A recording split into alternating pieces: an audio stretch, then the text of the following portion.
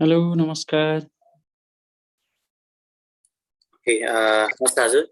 नमस्ते सर, मलाई यो क्वेसन चाहिँ सेयर गरिदिनुहोस् हजुरले। हस् नमस्कार सबैजनालाई। अब हामी आज सुरु गरौँ यो सेकेन्डको क्वेसन आन्सर क्लास चाहिँ।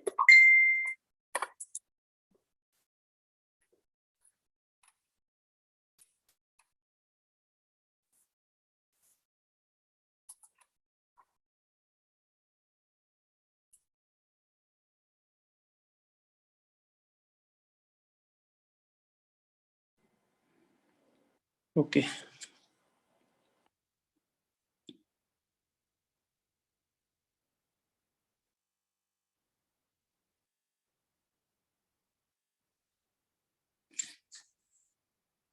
ओके सुरु गरौँ। हुन्छ हजुर। ओके ल, सबै साथीहरूलाई नमस्कार। आज हामी सेक्सन अफिसरको सेकेन्ड पेपरको प्रश्न उत्तर अथवा नमुना प्रश्न यहाँहरूले कति गरिसक्नु पनि भयो होला, यसमा चाहिँ छलफल गर्छौँ। म सरसर्ती विषयवस्तुमा जान्छु। अलिकति पहिलोचोटि एटेन्ड गरेका साथीहरू अथवा चाहिँ एकदम तयारीमा हुनुहुन्छ भने यहाँहरूले सेकेन्ड पेपर पढ्दाखेरि अलि बढी चाहिँ केलाई ध्यान दिनु होला भने संविधान र कानुनको पाटोलाई ध्यान दिनु होला। अधिकांश हाम्रा जस्तो पहिलो खण्ड दोस्रो खण्ड हेर्दाखेरि बढी कहाँबाट हुन्छ भन्दा नेपालको शासन व्यवस्था। त्यो नेपालको शासन व्यवस्था भनेको पहिलो हामीले संविधानबाट नै जोड्ने हो। जस्तो नेपालको संविधानको तपाईले सुरुमा हेर्नुभयो भने यसको चाहिँ प्रारम्भिकमा अथवा यसको पहिलो विशेषतामै के छ त भन्दा नेपाल संघीय लोकतान्त्रिक गणतन्त्रात्मक शासन व्यवस्थामा छ भनेपछि नेपाल संघीय संरचनामा छ भन्ने कुरो बुझिन्छ। र त्यसपछि धारा 56 मा जानु अनिवार्य नेपालको शासकीय संरचनाको बारेमा भनिएको छ। त्यो शासकीय संरचना भन्ने बित्तिकै नेपालको अहिलेको प्रशासनिक संरचना कस्तो छ, अनि त्यसपछि नेपालको राजनीतिक संरचना कस्तो छ भन्ने कुराहरू देखिन्छ। त्यस्तै गरेर तपाईले धारा 232 मा जानु हो भने त्यहाँनिर के छ त भन्दा नेपालको संघीयता केमा आधारित छ त, किन हामी संघीय संरचना छौं, शासन व्यवस्था त्यहाँ चाहिँ त्रिश भन्छौं हामीले। जस्तो सहकार्य, सहकारी, समन्वयात्मक भनेको यो हिसाबमा चाहिँ हाम्रो संघीयता छ भन्ने। त्यसकारण संविधानको पाटो पढ्नु नै धेरै कुराहरू चाहिँ त्यहाँबाट चाहिँ लिन सकिन्छ।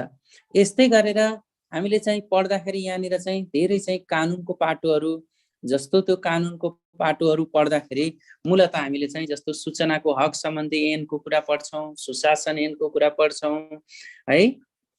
अनि यो सँगसँगै विभिन्न किसिमका चाहिँ प्रशासनिक क्षेत्रमा प्रयोग हुने त्यस्ता नीतिहरूको कुरा पढ्छौं भनेपछि अलि बढी चाहिँ हामी के पर्सपेक्टिभबाट हेर्छौं त भन्दा लिगल र कन्स्टिट्युसनल पाटोबाट नेपालको गभर्नेन्सको र नेपालको स्टेटको बारेमा चाहिँ थाहा पाउँछौं। यो विषय अथवा चाहिँ सेकेन्ड पेपरलाई यहाँले यसरी हेर्नुभयो भने सजिलो हुन्छ भने। त्यस्तै तपाईँ थर्ड पेपरमा जानु भने त्यहाँ बढी चाहिँ अथवा इकोनोमिक डेभलपमेन्टको कुरा पढ्नुहुन्छ है, अनि त्यसपछि त्यहाँ डेभलपमेन्ट एप्रोचका कुराहरू पढ्नुहुन्छ। अनि फोर्थ पेपरमा जानुभयो भने अनि तपाईले अथवा त्यहाँतिर जानु भने त्यहाँ सबै कुराको मिक्स छ। जस्तो फाइनान्सियल कुरो पनि छ, सर्भिस डेलिभरीको कुरा पनि छ, डेभलपमेन्टको पाटो पनि छ, एकाउन्टिङको अडिटिङको यावत कुराहरू छ। तर सेकेन्ड पेपर भनेको अलिकति हामी चाहिँ के ओरिएन्टेड भएर त भन्दाखेरि शासन, कानुन, संविधान र यसभित्रको अलिकति चाहिँ अनि हाम्रो संरचनाको बारेमा हेर्छौं। ओके, अब क्वेसनमा जाउँ सर। र हेर्दाखेरि जस्तो पहिलो क्वेसन के छ भन्दा एकात्मक शासन प्रणालीका सबल तथा दुर्बल पक्षहरू पहिलाउँदै नेपालमा एकात्मक शासन प्रणालीको विकल्प खोज्नु पर्नका कारणहरू उल्लेख गर्नुहोस् भनेर 6+4=10 छ। ओके, हामीलाई थाहा छ पहिला त शासन भनेको के हो त भन्दा शासन भनेकै राज्यले आम नागरिक वा जनतालाई दिने वा नीतिको कार्यान्वयन गर्नको निम्ति गरिएको त्यस्तो व्यवस्था चाहिँ शासन हो। अहिलेको सन्दर्भमा शासनका विभिन्न रूपहरू छन्, त्यो मध्ये चाहिँ एउटा संघीयता हो। त्यसकारण हामी चाहिँ शासकीय व्यवस्थामा एकात्मक शासन प्रणाली, संघात्मक शासन प्रणाली हैन, त्यस्तै गरेर हामीले प्रधानमन्त्रीय शासन प्रणाली, राष्ट्रपतीय शासन प्रणाली, निरङ्कुश शासन प्रणाली, प्रजातान्त्रिक शासन प्रणाली यी विविधहरू रूपहरू पढ्छौँ, तर हाम्रो क्वेसनको फोकस के थियो त भन्दा एकात्मक शासन प्रणाली, युनिटरी गभर्नेन्स सिस्टम भनेको के हो भन्दा राज्य वा सरकारले गर्ने व्यवस्थापकीय पद्धतिलाई एकात्मक वा केन्द्रीकृत मानसिकताबाट अथवा केन्द्रीकृत रूपमा शक्ति, अधिकार, स्रोत र साधनको विनियोजन गरेर त्यस्तो प्रबन्ध गर्नु, त्यसलाई सञ्चालन गर्नुलाई नै हामी के भन्छौँ? एकात्मक शासन भनेर भन्छौँ। त्यस्तो चाहिँ एकात्मक शासन हो। नेपालको सन्दर्भमा हामी चाहिँ अहिले कुन शासनमा छौँ भन्दा हामी एकात्मक शासनबाट केमा गएका छौँ त भन्दा हामी एकात्मक शासनबाट संघात्मक शासनमा गएका छौँ। त्यसकारण चाहिँ एकात्मक शासन भनेको शक्ति, अधिकार, स्रोत र साधनलाई एकीकृत गरी अथवा केन्द्रबाट त्यसलाई सञ्चालन र व्यवस्थापन गर्नु, त्यो शासकीय पद्धति चाहिँ एकात्मक शासन हो। यसका राम्रा र नराम्रा दुईटै कुराहरू छन्। जस्तो तपाईले यसका चाहिँ सबल र अथवा चाहिँ राम्रा पक्षहरू के लाउने भने सबैभन्दा यो कम खर्चिलो व्यवस्था हो। हेर्नुस्, अब संघीयतासँग भोलि तपाईलाई तुलना गर्न आयो भने एकात्मक शासन भन्ने बित्तिकै यो के हुन्छ भन्दा संघात्मक भन्दा कम खर्चिलो व्यवस्था हो। स्रोत र साधन एकै ठाउँबाट विनियोजन हुने र त्यसको सञ्चालन हुने भएको हुनाले यहाँ चाहिँ कमान्ड चाहिँ एकीकृत हुन्छ, निर्देशन एकात्मक हुन्छ, त्यसले सञ्चालन गर्ने विषयवस्तु एकात्मक हुन्छ, जसले गर्दाखेरि के हुन्छ त भन्दाखेरि यो सहज पनि हुन्छ चलाउनको निम्ति। यो हिसाबले दोस्रो। तेस्रो भनेको एकात्मक शासन प्रणालीमा चाहिँ अर्को के हुन्छ भन्दाखेरि नियन्त्रण गर्न सजिलो हुन्छ। नियन्त्रण कसैलाई चाहिँ ठ्याक्कै केही पर्यो भने नियन्त्रण गर्न सजिलो हुन्छ र उत्तरदायित्व र जिम्मेवारी वहन गर्न पनि सजिलो हुन्छ। किन? ओन वे एकाउन्टेबिलिटी हुन्छ, ओन वे हामीसँग के हुन्छ त भन्दाखेरि रेस्पोन्सिबिलिटी हुन्छ। त्यसकारण त्यो पनि के हुन्छ भन्दा सजिलो हुन्छ भन्न पर्यो। अर्को यसको पोजिटिभ पाटो भनेको के हो त भन्दा एकात्मक शासन प्रणालीमा यो राज्य सञ्चालन र सेवा प्रवाहमा दोहोरोपना आउँदैन, किन एउटै हुन्छ। जस्तो एउटैले गरिसकेपछि त कसले गर्यो के गर्यो भन्ने, अहिले हामी संघात्मकमा हेर्ने भने पर संघले पनि गरेका छ, प्रदेशले पनि गरेका छ, स्थानीयले पनि गरेका छ, दोहोरो परेर विभिन्न किसिमका विवाद आएका छन्, द्वन्द्व आएका छन्। त्यसकारण यो अवस्था चाहिँ रहँदैन। एकात्मक शासन प्रणालीका यी मैले भनेका यी राम्रा अथवा सबल पक्ष भनेर मान्न सकिन्छ। जनशक्ति परिचालनमा, कमान्डमा, निर्देशनमा, हैन, स्रोत र साधनको विनियोजनमा, सेवाको प्रभावकारिता नभनौँ अथवा सेवाको डेलिभर गर्ने सन्दर्भमा दोहोरोपना नहुने, यस्ता विविध क्रियाकलापहरू चाहिँ हुन्छ एकात्मक शासनका। यसका सबल मानिन्छ। त्यसो भए दुर्लभ के हुन्छ त भन्दा अब के भन्नु पर्यो त भन्दा एकात्मक शासन व्यवस्था प्रणालीमा देखिएका सबल पक्षका अतिरिक्त केही यसका चाहिँ कमी कमजोरीहरू पनि रहन्छन्, जसलाई दुर्बल पक्षको रूपमा लिइन्छ भनेर। पहिलो भनेको एकात्मक शासन प्रणालीको सबैभन्दा चाहिँ दुर्बल पक्ष भनेको विविधता व्यवस्थापन नहुनु नै हो। किन? विभिन्न वर्ग हुन्छ, क्षेत्र हुन्छ, चाहना हुन्छ, इच्छा हुन्छ, तिनीहरूलाई एकै ठाउँबाट अथवा चाहिँ केन्द्रबाटै सबै व्यवस्थापन गर्छु भन्ने कुरा चाहिँ ठुलो च्यालेन्ज छ। त्यसकारण त्यो चाहिँ विविधता व्यवस्थापन गर्न कठिनाइ हुन्छ, त्यो चाहिँ समस्या हो।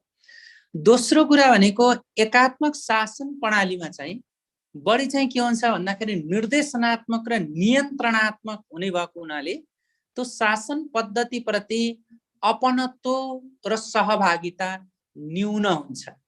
व्यक्तिको, समुदायको, नागरिकको चाहिँ अपनत्व, स्वामित्व कम हुन्छ।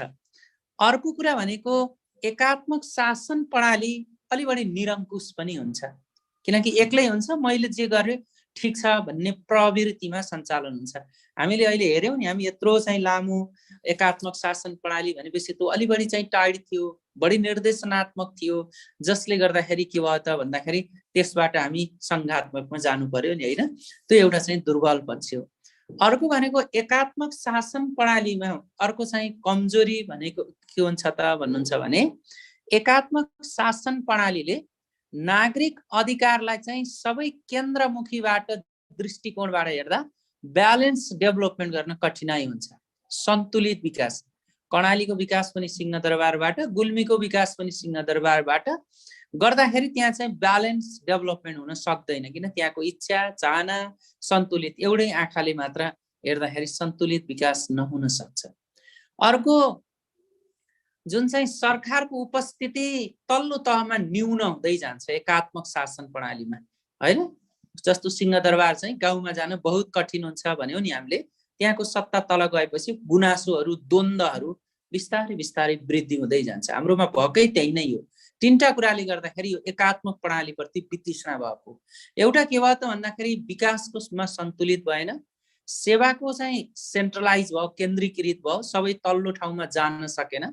अर्को विकेन्द्रीकरणको अभ्यासलाई राम्रोसँग गर्न सकेनौँ, त्यस कारणले गर्दा यसमा टीका टिप्पणी हुन गएको भनेको यी भनेको नकारात्मक अथवा चाहिँ डिमेरिट्सहरू हुन् भन्न पर्यो। ओके, त्यसपछि अर्को भनेको अब एकात्मक शासन प्रणालीको विकल्प खोज्नु पर्नका कारण, ओके एकदम राइट क्वेसन छ। हामी यी दुईटा चाहिँ सफा राम्रा र नराम्रा पक्ष केलाइसकेपछि हामी किन चाहिँ एकात्मक प्रणालीको विकल्प खोज्यौँ त भन्दा कुनै पनि विषयवस्तुमा, कुनै पनि पद्धतिमा, कुनै पनि शासन व्यवस्थामा विकल्प खोज्नु भनेको त्योभन्दा better performance, better service deliver र नागरिकको सेटिस्फ्याक्सन वृद्धि गर्नको निम्ति विकल्प खोज्ने हो, अल्टरनेटिभ। त्यसै कारणले गर्दा एकात्मक राज्य प्रणाली र शासन प्रणालीको विकल्पको रूपमा नेपालले संघात्मक शासन प्रणाली अवलम्बन गर्नुको कारण अथवा यसमा विकल्पमा खोजेर संघात्मक शासन प्रणालीमा जानुका मुख्य कारणहरू भनेर लेख्न सक्नुहुन्छ। त्यो भनेको पहिलो भनेको विविधताको व्यवस्थापन हो, डाइभर्सिटी म्यानेजमेन्ट नै हो। किन विभिन्न वर्ग, क्षेत्र अथवा चाहिँ समुदायहरूको प्रतिनिधित्वलाई चाहिँ नजिकबाट स्वीकार गरेर उनीहरूको आवाज चाहिँ संघात्मक भयो भने सबैको अपनत्व हुन्छ भनेपछि त्यसलाई डाइभर्सिटी म्यानेजमेन्ट, धेरै माग पनि हो नि त, द्वन्द्वलाई समाधान गर्न पनि हो। दोस्रो कुरा भनेको कन्फ्लिक्ट म्यानेजमेन्ट गर्न, मान्छेका इच्छा थिए आकांक्षा चाहिँ सबै एकात्मकले दिएन, अब संघात्मक हो भने सबै कुरो पाइन्छ भनेर सबैसँग चाहिँ द्वन्द्व भयो भनेपछि त्यो इच्छा आकांक्षा आवश्यकतालाई सम्बोधन गर्न त्यो विकल्पले पनि हामी चाहिँ के गर्यो त भन्दा संघीयताको विकल्प खोज्यौँ, के अरे एकात्मक राज्यको विकल्प संघीयता खोज्यौँ। दोस्रो, तेस्रो भनेको एकात्मक राज्यको विकल्पमा जानुको तेस्रो कारण चाहिँ के हो त भन्दाखेरि शक्ति, अधिकार, स्रोत र साधनलाई जनताको नजिकबाट प्रयोग गर्नको निम्ति, शक्ति, अधिकार, स्रोत र साधनलाई जनताको नजिकबाट प्रयोग गर्न, त्यो भनेको हामी यही संघात्मक पद्धतिबाट जो भन्छ नि हामीले सब्सिडारिटी प्रिन्सिपल, नजिकको चाहिँ प्रतिनिधिमूलक संस्थाबाट प्रयोग गर भन्ने तरिकाले यसको विकल्प खोज्यौँ।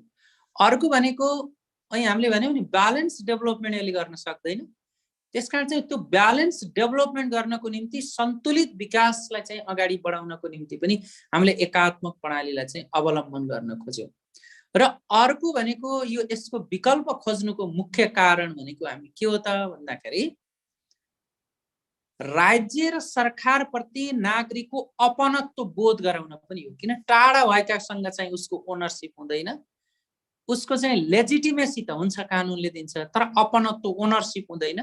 त्यो ओनरसिप वृद्धि गर्न पनि हामीले चाहिँ संघात्मक राज्य प्रणालीमा जानु परेको अथवा चाहिँ एकात्मकको विकल्प खोज्नु परेको, यी कारणहरूले हो भन्न पर्यो। र लास्टको कन्क्लुजन भनेको त्यस्तो हो, कुनै पनि शासकीय व्यवस्था आफैमा राम्रो र नराम्रो भन्ने हुँदैन, तथापि नेपालमा लामो समयसम्म चलिरहेको एकात्मक केन्द्रीकृत राज्य प्रणालीमा देखिएका विभिन्न किसिमका विकृति र विसङ्गतिहरूको सँगसँगै आम नागरिक र जनताको असन्तुष्टि र विभिन्न किसिमका आन्दोलनहरूको फलस्वरूप यसको विकल्पको रूपमा संघात्मक वा संघीय शासन प्रणालीलाई अवलम्बन गर्यौं र जसले विविधताको व्यवस्थापन सँगसँगै आम नागरिक वा जनताको नजिकमा अपनत्व सहितको र स्वामित्व सहितको संघात्मक राज्य प्रणालीको माग गर्यो भनेर भन्न सक्नुहुन्छ। ओके, दोस्रो, सूचनाको हक लोकतन्त्रको प्रमुख आधार हो। यो भनाइलाई पुष्टि गर्दै सूचनाको हक सम्बन्धी ऐन 2064 ले सूचनामाथि नागरिक पहुँचलाई सुनिश्चित गर्न गरेका व्यवस्थाहरू संक्षेपमा लेख्नुहोस्। कस्तो राम्रो क्वेसन, ठिक छ। ओके, सूचनाको हक लोकतन्त्रको प्रमुख आधार हो, यो भनाइलाई पुष्टि गर्नुहोस्। पुष्टि गर्दै भनेपछि अलिकति यसको बारेमा लेख्नु पर्यो। ओके, सूचनाको हक भन्ने बित्तिकै आम नागरिकलाई राज्य वा सरकारले आफूले गरेका र गर्ने क्रियाकलापका सन्दर्भमा संविधान र कानुनले उल्लेख गरेका वा संविधान र कानुनले वैधानिक रूपमा चाहिँ प्रदान गर्ने र सूचना दिन सक्ने त्यस्तो व्यवस्थाको नागरिकलाई सुनिश्चित गर्नु अथवा चाहिँ सूचना र जानकारीको नागरिकसम्मको अधिकारलाई सुनिश्चित गर्नेलाई नै सूचनाको हक भनिन्छ।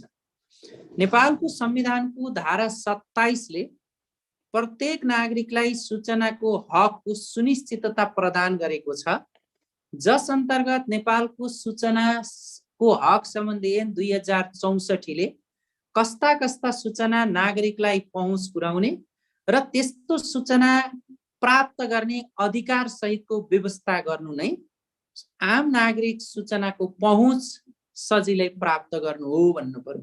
त्यसकारण यहाँ सूचनाको हक लोकतन्त्रको प्रमुख आधार हो भन्नु खोज्नुको अर्थ, लोकतन्त्र के हो त? लोक भनेको जनता हो, तन्त्र भनेको व्यवस्था हो। त्यस्तो जनताले जनताका निम्ति शासकीय पद्धति वा प्रक्रिया व्यवस्थापन गर्नको निम्ति गरिएको व्यवस्थामा त्यो लोकतन्त्रको मुख्य आधार भनेकै सूचनाको हक हो। त्यस्तै गरेर हामीले चाहिँ सूचनाको हक, पारदर्शिता, सहभागिता हैन हो, यी सबै भनेका लोकतन्त्रका आधार हुन् भने किन चाहिँ सूचनाको हक लोकतन्त्रको मुख्य आधार हो त भन्दाखेरि नागरिकको पहुँच राज्यसम्म पुर्याउन र राज्यले गरेका क्रियाकलापहरू नागरिकसम्म पुर्याएर उनको अधिकारलाई सुनिश्चित गर्न सूचनाको हकको मुख्य आधार रहन्छ। त्यस कारणले गर्दा नेपालको संविधान र कानुनले समेत नागरिक अधिकारमा सूचनाको हकलाई राखेको छ, अथवा प्रत्येक नागरिकलाई सूचनाबाट टाढा राख्न नपाउने, सूचना माग्न पाउने, सूचनाको पहुँच स्थापित गर्ने त्यस्तो अधिकारको सुनिश्चित गरेको छ। त्यो गर्नु नै लोकतन्त्रको आधार हो भनेर पुष्टि गर्नु पर्यो, भन्नु पर्यो त्यो। त्यसपछि अर्को भनेको सूचनाको हक सम्बन्धी ऐन 2064 ले सूचनामाथि नागरिक पहुँचलाई सुनिश्चित गर्न गरेका। ओके, अब नेपालमा पहिलोचोटि 2063 सालको अन्तरिम संविधानले, नेपालको अन्तरिम संविधान 2063 ले त्यति बेला पनि सूचनाको हक सम्बन्धी ऐन सूचनाको हक सम्बन्धी व्यवस्था मौलिक हकको रूपमा कतिमा गरेको थियो त भन्दा धारा 27 मा नै गरेको थियो, प्रत्येक नागरिकलाई सूचनाको पहुँच प्राप्त हुने कुरा। अनि अहिलेको संविधानले पनि धारा 27 मै गरेको हुनाले तत्पश्चात 63 पश्चात संविधानले गरेको व्यवस्था अनुसार 2064 मा सूचनाको हक सम्बन्धी ऐन आयो। त्यो सूचनाको हक सम्बन्धी ऐन 2064 र नियमावली 65 आइसकेपछि यसलाई व्यवस्था रूपमा, कानुनी रूपमा, संस्थागत रूपमा, कार्यगत रूपमा के कस्तो व्यवस्था गर्यो त भन्दाखेरि नागरिकलाई सूचनाको पहुँच प्राप्त गर्ने र कुनै पनि सार्वजनिक निकायले कानुन र अथवा चाहिँ नियमबद्ध रूपमा प्रदान गर्नुपर्ने सूचना नदिएमा सोका विरुद्ध पुनरावलोकन गर्ने सम्मको अधिकारको सुनिश्चितता गर्यो। त्यसैले नागरिकलाई सूचनामाथिको अधिकार प्राप्त गर्ने त्यो सुनिश्चित हुनु नै सूचनाको हकमाथि नागरिकको सर्वाधिकार अथवा सुनिश्चितता हुनु हो। यसका निम्ति पहिलो व्यवस्था त यसले के गर्यो त भन्दा सूचना आयोगको व्यवस्था गर्यो। अहिले तपाईले यो ऐनले गरेको व्यवस्था अनुसार सूचना आयोगको व्यवस्था गर्यो, जहाँ यसले चाहिँ स्वतन्त्र रूपमा सूचना आयोगको गठन गरेर उसले सूचनाको वर्गीकरण गर्ने, कसैले सूचनाको पहुँच प्राप्त गरेको छैन भने कारबाही गर्न सूचना आयोगमा परेका उजुरी उप चाहिँ सुनवाई गरेर सरकारलाई सिफारिस गर्ने, कस्ता सूचना दिन मिल्ने, कस्ता सूचना दिन नमिल्ने त्यसको चाहिँ वर्गीकरण गर्नको निम्ति यो कुरा गर्नु भनेर उसले चाहिँ कार्यविधि बनाएर सबै चाहिँ सार्वजनिक निकायहरूलाई सचेत बनाउने त्यो काम गर्न सूचना आयोगको व्यवस्था गर्यो। र दोस्रो भनेको नेपाल सरकारको मुख्य सचिवको अध्यक्षतामा सूचना वर्गीकरण समिति गर्यो, जसले चाहिँ कस्ता सूचना प्राथमिकता प्राप्त हुन्, कस्ता सूचना प्राथमिकता प्राप्त होइनन्, त्यो सूचनाको कसरी चाहिँ त्यसलाई प्रायोरिटाइज गर्ने भन्ने कुरा चाहिँ मुख्य सचिवको अध्यक्षतामा सूचना वर्गीकरण समिति गर्यो दोस्रो। तेस्रो भनेको यसले चाहिँ सार्वजनिक निकायका सूचनाहरूलाई आम नागरिकसम्म पुर्याउनको निम्ति त्यसलाई सार्वजनिकरण गर्नुपर्छ भनेर प्रवक्ताको व्यवस्था गर्यो। सो अन्तर्गत चाहिँ जस्तो मन्त्री परिषदको प्रवक्ता, मन्त्रालयको प्रवक्ता लगायतका यी विभिन्न विषयवस्तुहरू छन्। त्यो सँगसँगै यसले अर्को कुरा के गर्यो त भन्दा सूचना अधिकारीको व्यवस्था गर्यो। जस्तो सूचना अधिकारीको व्यवस्था गरिरहँदा सूचना अधिकारीको काम, कर्तव्य, अधिकार अनि कस्तो सूचना दिने, कसरी दिने भन्ने कुराको व्यवस्था गर्यो। र अर्को यसले के भने त भन्दा विभिन्न किसिमका चाहिँ सूचना निगरानी समूहहरू चाहिँ गठन गर्न सक्ने भने व्यवस्था गर्यो, जस अन्तर्गत अहिले हामीले विभिन्न किसिमका सूचना निगरानी अथवा चाहिँ सूचनामा पहुँच पुर्याउन सूचना केन्द्रहरू, अहिले त अब तल्लो तल्लो जानु भने पर ग्रामीण सूचना केन्द्रदेखि लिएर टोल सूचना केन्द्रसम्मको गर्ने भन्यो। अनि यो सँगसँगै अर्को भनेको सूचनामा त्यो व्यक्तिको अथवा नागरिकको पहुँच कसरी वृद्धि गर्ने, सूचना कसरी माग्ने भनेर त्यो सूचना माग्ने अथवा सूचना सम्बन्धी चाहिँ निवेदन दिने, त्यस्तो चाहिँ निवेदन दिने ढाँचादेखि लिएर अनुसूचीसम्मको व्यवस्था गर्यो। यसले गरेका चाहिँ मुख्य कार्यगत व्यवस्था यो सँगसँगै कुनै पनि निकायले, सार्वजनिक निकायले आफूले गरेका कामहरूलाई चाहिँ सार्वजनिकीकरण गर्नुपर्ने, सूचना सम्प्रेषण गर्नुपर्ने, वेबसाइट मार्फत होला, प्रकाशन मार्फत होला, ब्रोडकास्टिङ मार्फत होला, यी विभिन्न तरिकाले गर्ने भनेर यो व्यवस्था चाहिँ सूचना सम्बन्धी ऐन 2064 ले गरेको छ भनेर चाहिँ तपाईले भन्न सक्नुहुन्छ। अब तपाईलाई चाहिँ यस सम्बन्धी चाहिँ व्यवस्था मात्रै के छ भनेर भन्यो भने तपाईले संविधानको कुरो पनि लेख्नु पर्यो, त्यसपछि सूचनाको हक सम्बन्धी ऐनको कुरा पनि लेख्नु पर्यो, त्यसपछि संस्थागत संयन्त्र यो छन्, कार्यगत व्यवस्था चाहिँ यो छन् भनेर लेख्नु पर्यो। यहाँ चाहिँ सूचना सम्बन्धी ऐन 2064 ले गरेका अनि त्यहाँबाट गरेका यी 4-5-6 कुराहरू मात्रै यसरी चाहिँ लेख्ने। ओके, त्यसपछि अर्को छ आधुनिक दुनियाँमा मुलुकको आन्तरिक सुरक्षा व्यवस्थापनका सम्भावित भएका स्रोतहरू के हुन्? एकछिन है, यो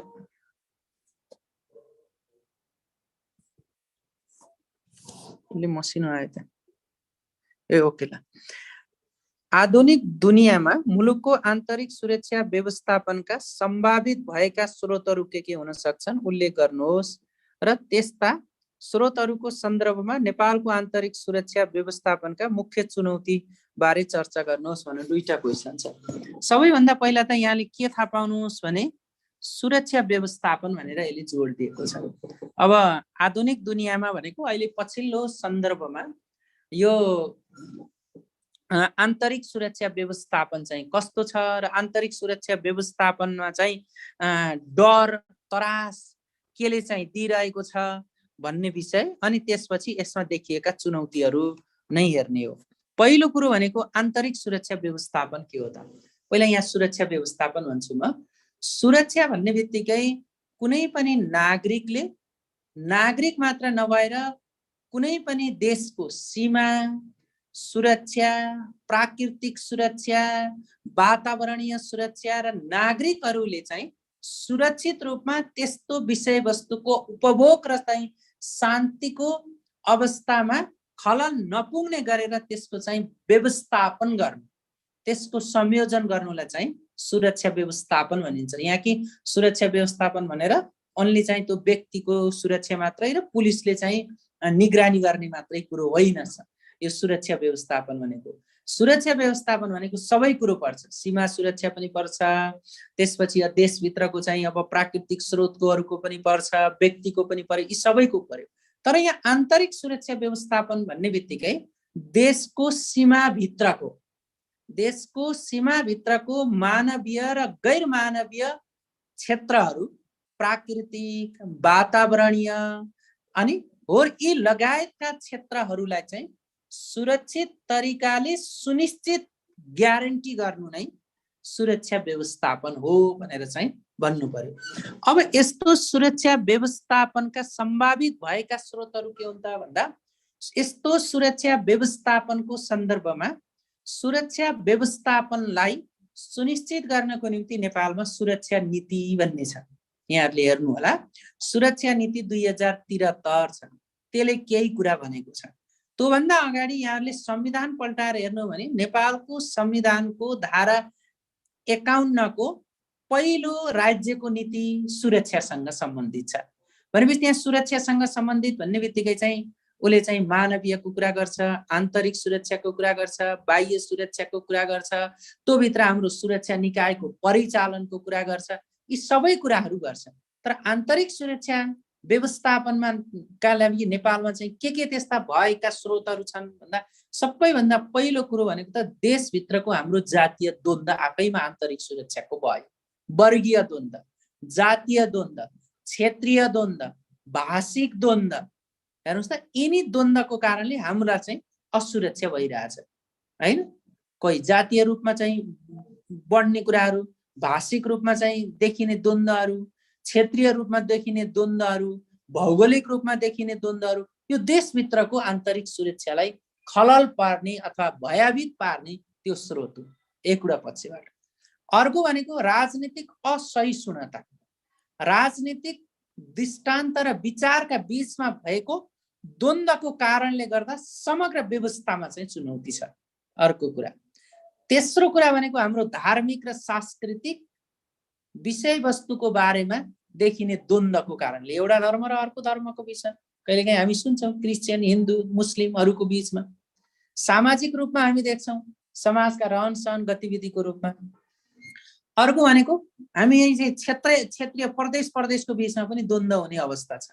भोलि बिहान हुन सक्छन्, अहिले पनि हामी छन् नि यो द्वन्द्व हेर्ने भने एउटा प्रदेशले चाहिँ मेरो प्रदेशको सम्पत्ति हो भन्ने, अर्कोले अर्कोको भन्ने, कहिलेकाहीँ विभिन्न समयमा स्रोत र साधनको बारेमा द्वन्द्व हुन सक्छ हैन।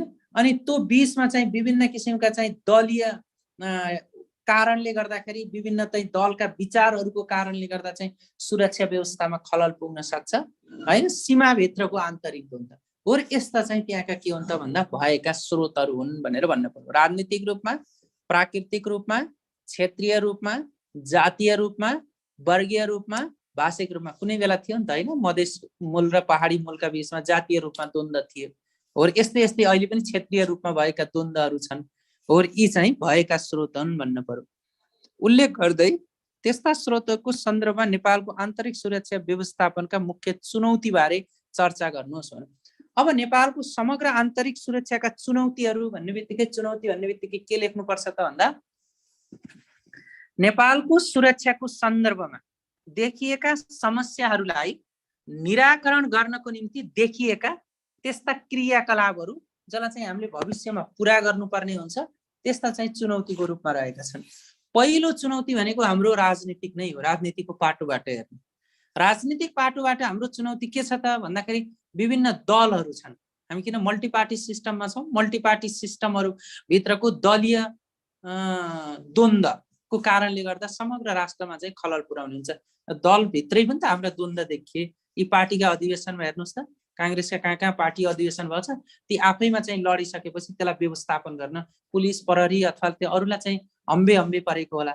भोलि अब चुनाव होला, एउटा पक्ष र अर्को पक्षका बीचमा होला, राजनीतिक इस्युको रूपमा द्वन्द्व होला। त्यसकारण एउटा चुनौती त्यो छ, राजनीतिक रूपमा चाहिँ यसलाई सेटल गर्ने। अर्को जातीय रूपमा एउटा वर्ग र क्षेत्रको रूपमा यो चुनौती छ। त्यसरी हेर्नु पर्यो। सामाजिक रूपमा हाम्रो समाज, एउटा समाज र अर्को समाजका बीचमा, एउटा वर्ग र अर्को वर्गको बीचमा, एउटा क्षेत्र र अर्को क्षेत्रको बीचमा। अनि अर्को भनेको हाम्रो वातावरणीय रूपमा देखिने, बाह्य रूपमा आएको प्रभावले आन्तरिक व्यवस्थापनमा देखिने प्रभावहरू, जस्तो फुड क्राइसिसको कारणले गर्दा चाहिँ द्वन्द्व होला, भोकमरीको कारणले गर्दा, गरिबीको कारणले पनि द्वन्द्व होला र त्यसलाई चाहिँ अथवा यो के भन्छ आन्तरिक सुरक्षामा व्यवस्था होला। भोलि यस्ता विपदका घटनाहरू आउलान् जसको कारणले गर्दा सुरक्षा व्यवस्थापन गर्न बहुत कठिन हुन सक्छ। जस्तो हामीले देख्यौँ नि, प्राकृतिक विपत्तिको गर्दाखेरि राज्यलाई चाहिँ कति सुरक्षा गर्नु पर्यो। अब अहिले आएका यहाँ कोभिडको महामारीको कारणले गर्दा हैन, हो यस्ताले गर्दा त्यो सुरक्षा व्यवस्थापनमा समेत चुनौती पर्छ भनेर यो पाटोलाई चाहिँ लेख्नुपर्छ। त्यसकारण मैले भनेको सुरक्षा व्यवस्थापन भनेको security management is not a single पर्सपेक्टिभबाट मात्रै हेर्नु हुँदैन, उद्देश्य मात्रबाटै भनेर चाहिँ हेर्नुपर्छ। ओके, अब हामी दोस्रो खण्डमा जाउँ।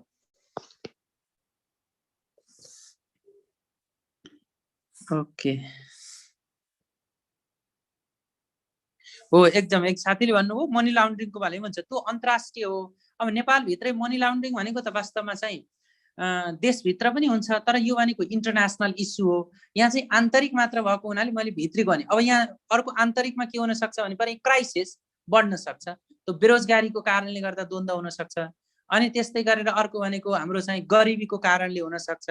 हो अहिले पछिल्लो सन्दर्भमा आएको एउटा साइबर क्राइमको कारणले पनि हुन सक्छ बरु यस्ता विषयले चाहिँ द्वन्द्व हुन्छन् यो चाहिँ चुनौतीको रूपमा हेर्नुहोस् अहिले त हामीले चुनौतीको रूपमा देख्यौँ नि तपाईँले एकपल्ट देख्नु होला यही हाम्रो आन्तरिक हेर्नु त आइटी को कारणले गर्दा भनौँ न एउटा यो फेसबुकको कारणले गर्दा एकजना चाहिँ जेन्ट्सलाई हाम्रो चाहिँ बस पार्कनिर कहाँनिर हत्या नै गरिदियो लेडिजले केले ल्याएको चुनौती हो त यो भनेको हाम्रो भनेको यो साइबरको कारणले अथवा चाहिँ यो इलेक्ट्रोनिक विद्युतीय सामग्री मार्फत देखिएको चुनौतीलाई व्यवस्थापन गर्न नसक्दा हामीलाई चाहिँ त्यो ठुलो चुनौती भयो भोलि यस्ता आउन सक्छन् विभिन्न किसिमका और त्यस्ता छन् भन्नु पर्यो ओके अर्को लोकतान्त्रिक शासनको प्रवर्धन गर्न न्यायालयको कस्तो भूमिका हुनुपर्छ नेपालको न्यायालयले यस्तो भूमिका निर्वाह गर्न सकेको छ कि छैन टिप्पणी गर्नुहोस् ओके बहुत एकदम विश्लेषणयुक्त क्वेसन अब लोकतान्त्रिक शासनको प्रवर्धन गर्न न्यायालयको पहिला त यहाँले लोकतान्त्रिक शासन भनेको के हो भन्ने बुझ्नु पर्यो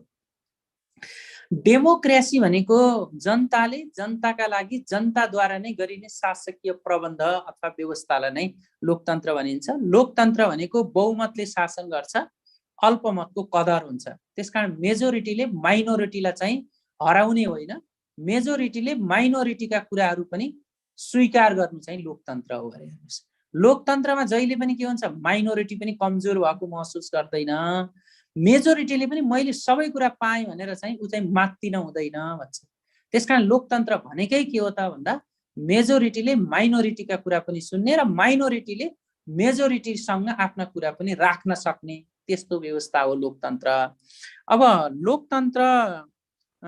लोकतान्त्रिक शासनको प्रवर्धन गर्न न्यायालयको भनेपछि लोकतन्त्रमा जहिले पनि के हुन्छ भन्दा सेपरेसन अफ पावर र ब्यालेन्स अफ पावर हुन्छ किनकि लोकतन्त्रले त्यो कुरा स्वीकार गर्छ जहाँ चाहिँ शक्तिको विन्यास हुनुपर्छ शक्तिको विन्यासको नाममा त्यसलाई चाहिँ जथाभावी गर्नु हुँदैन त्यसलाई चाहिँ चेक गर्नको निम्ति यी तीनटै अङ्गको बीचमा चाहिँ ब्यालेन्स पनि हुनुपर्छ भन्ने सिद्धान्त मूलतः लोकतन्त्रले बोकेको हुन्छ यस्तो लोकतन्त्रको प्रवर्धन गर्नको निम्ति न्यायालयको भूमिका के हुन्छ त भन्दा यहाँहरूले 4-5 वटा कुरामा हेर्ने भने पहिलो कुरा भनेको लोकतान्त्रिक मुलुकमा आम नागरिक वा जनताका हक र अधिकारलाई सुनिश्चित गरेर कार्य सम्पादनमा उनीहरूलाई न्यायिक निरूपण गर्नमा चाहिँ यो न्यायालयको महत्त्वपूर्ण भूमिका हुन्छ न्याय निरूपण गर्ने न्याय सम्पादन गर्ने काममा दोस्रो भनेको नागरिक अधिकारका रक्षा गर्न यदि सरकारले कुनै पनि नागरिकका अधिकारहरूलाई कुण्ठित बनायो मानव उदाहरण डेमोक्रेटिक कल्चर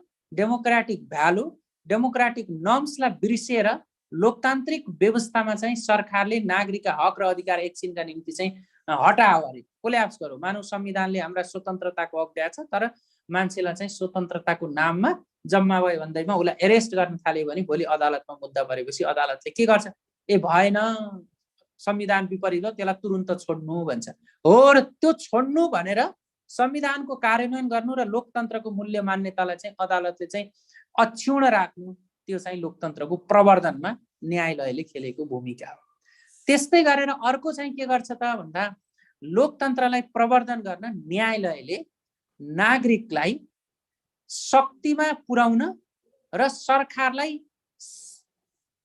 के गर्न त भन्दाखेरि सरकारलाई चाहिँ आफ्नो अधिकार क्षेत्रभन्दा बाहिर गएर काम गर्नलाई चाहिँ नियन्त्रण गर्छ जस्तो नागरिकलाई अधिकार दिन्छ त्यही भएर नागरिक अधिकारको सुनिश्चित गर्ने यसको भूमिका रहन्छ अर्को सरकारलाई सीमिततामा राख्छ सीमितता भनेको उसको कार्यक्षेत्रभन्दा बाहिर गयो भने पनि त्यसलाई चाहिँ कन्ट्रोल गर्छ कि त्यो भन्यो त अस्ति जस्तो लोकतन्त्रले के गर्यो त भन्दाखेरि के अरे कार्यपालिकाले संसदको हरण गरिदियो एकछिनको निम्ति ल है तिमी चाहिँ संविधानभन्दा बाहिर गयौ यो गर्न पाइँदैन भनेर उल्टे चाहिँ के गर्यो त भन्दा संविधान पुनर्स्थापना के अरे संसद पुनर्स्थापना गरिदियो संसद पुनर्स्थापना गर्नु भनेको लोकतान्त्रिक मूल्य मान्यता अनुसार अथवा चाहिँ शक्ति पृथ्वीकरणको सिद्धान्त अनुसार न्यायालयले त्यो कुरालाई चाहिँ रक्षा गरौँ हो यस्ता कार्यमा चाहिँ मूलतः न्यायालयको चाहिँ भूमिका रहन्छ भन्नु पर्यो प्रवर्धन गर्न त्यस्तै गरेर अर्को चाहिँ न्यायालयको भूमिका चाहिँ के हुन्छ त भन्नु होला भने जहिले पनि लोकतन्त्रमा न्यायालय चाहिँ स्वच्छ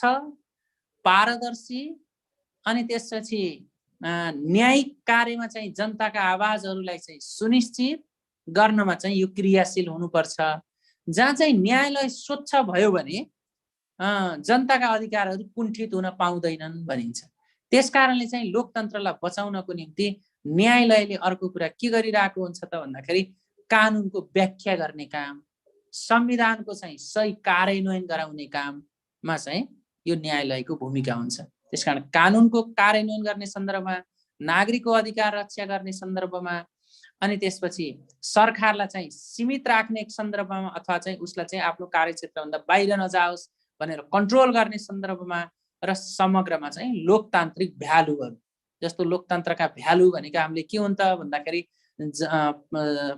के भन्छ निर्वाचन हैन, अनि त्यसपछि सहभागिता, अनि त्यसपछि विधिको शासन, शक्ति पृथकीकरण, शक्ति सन्तुलन हो र यस्ता कुराहरूलाई चाहिँ अक्षुण्ण राखेर प्रवर्धन गर्नमा चाहिँ न्यायालयको भूमिका हुन्छ भनेर भन्नुपर्छ।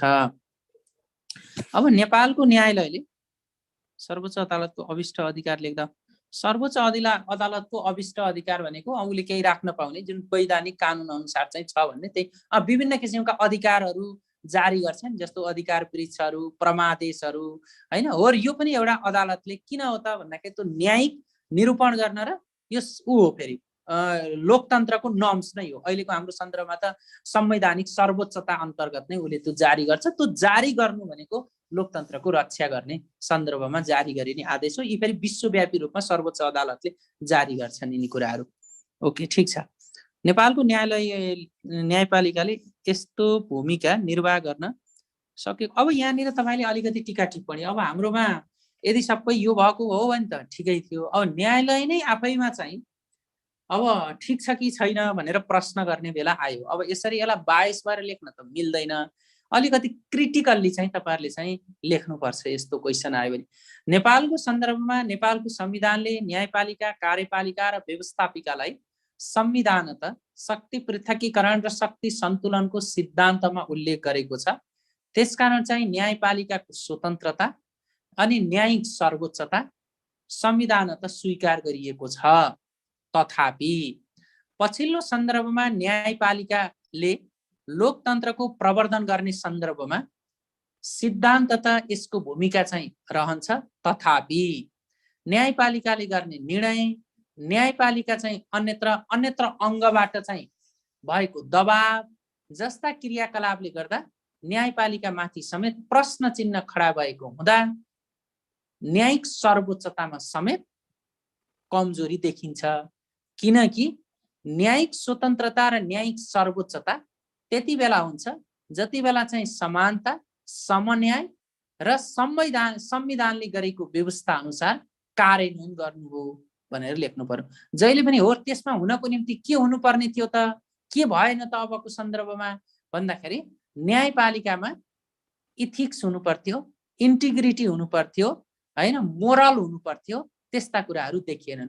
अब न्यायाधीशमाथि सर्वोच्च अदालतको प्रधान न्यायाधीशमाथि यत्र बाहिर लान्छना लाउँदा, आरोप लाउँदा अथवा उप्रति टीका टिप्पणी हुँदा जवाफ दिनुपर्ने कि नपर्ने, अथवा ऊ संसदप्रति उत्तरदायी हुनुपर्ने कि नपर्ने, अथवा समग्र संविधानप्रति उत्तरदायी भन्नु पर्यो। अझै ऊ त संसद भन्दा नि संविधानप्रति उत्तरदायी हुनुपर्ने कि नपर्ने हैन, समयमा चाहिँ उसले निर्णय गर्ने कि नगर्ने जस्ता विषयवस्तुहरू, मूल्याङ्कनका विषयवस्तुहरू हुन सक्छन् भनेर यहाँहरूले अलिकति यसलाई चाहिँ क्रिटिकल्ली लेख्ने।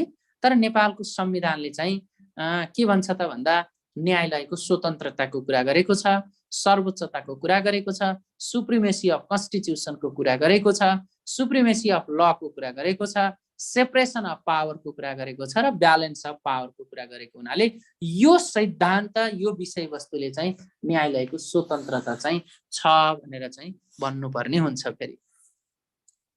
ओके, कानुनी सर्वोच्चता भनेको के हो? नेपालमा कानुन परिपालनको अवस्था कमजोर हुँदै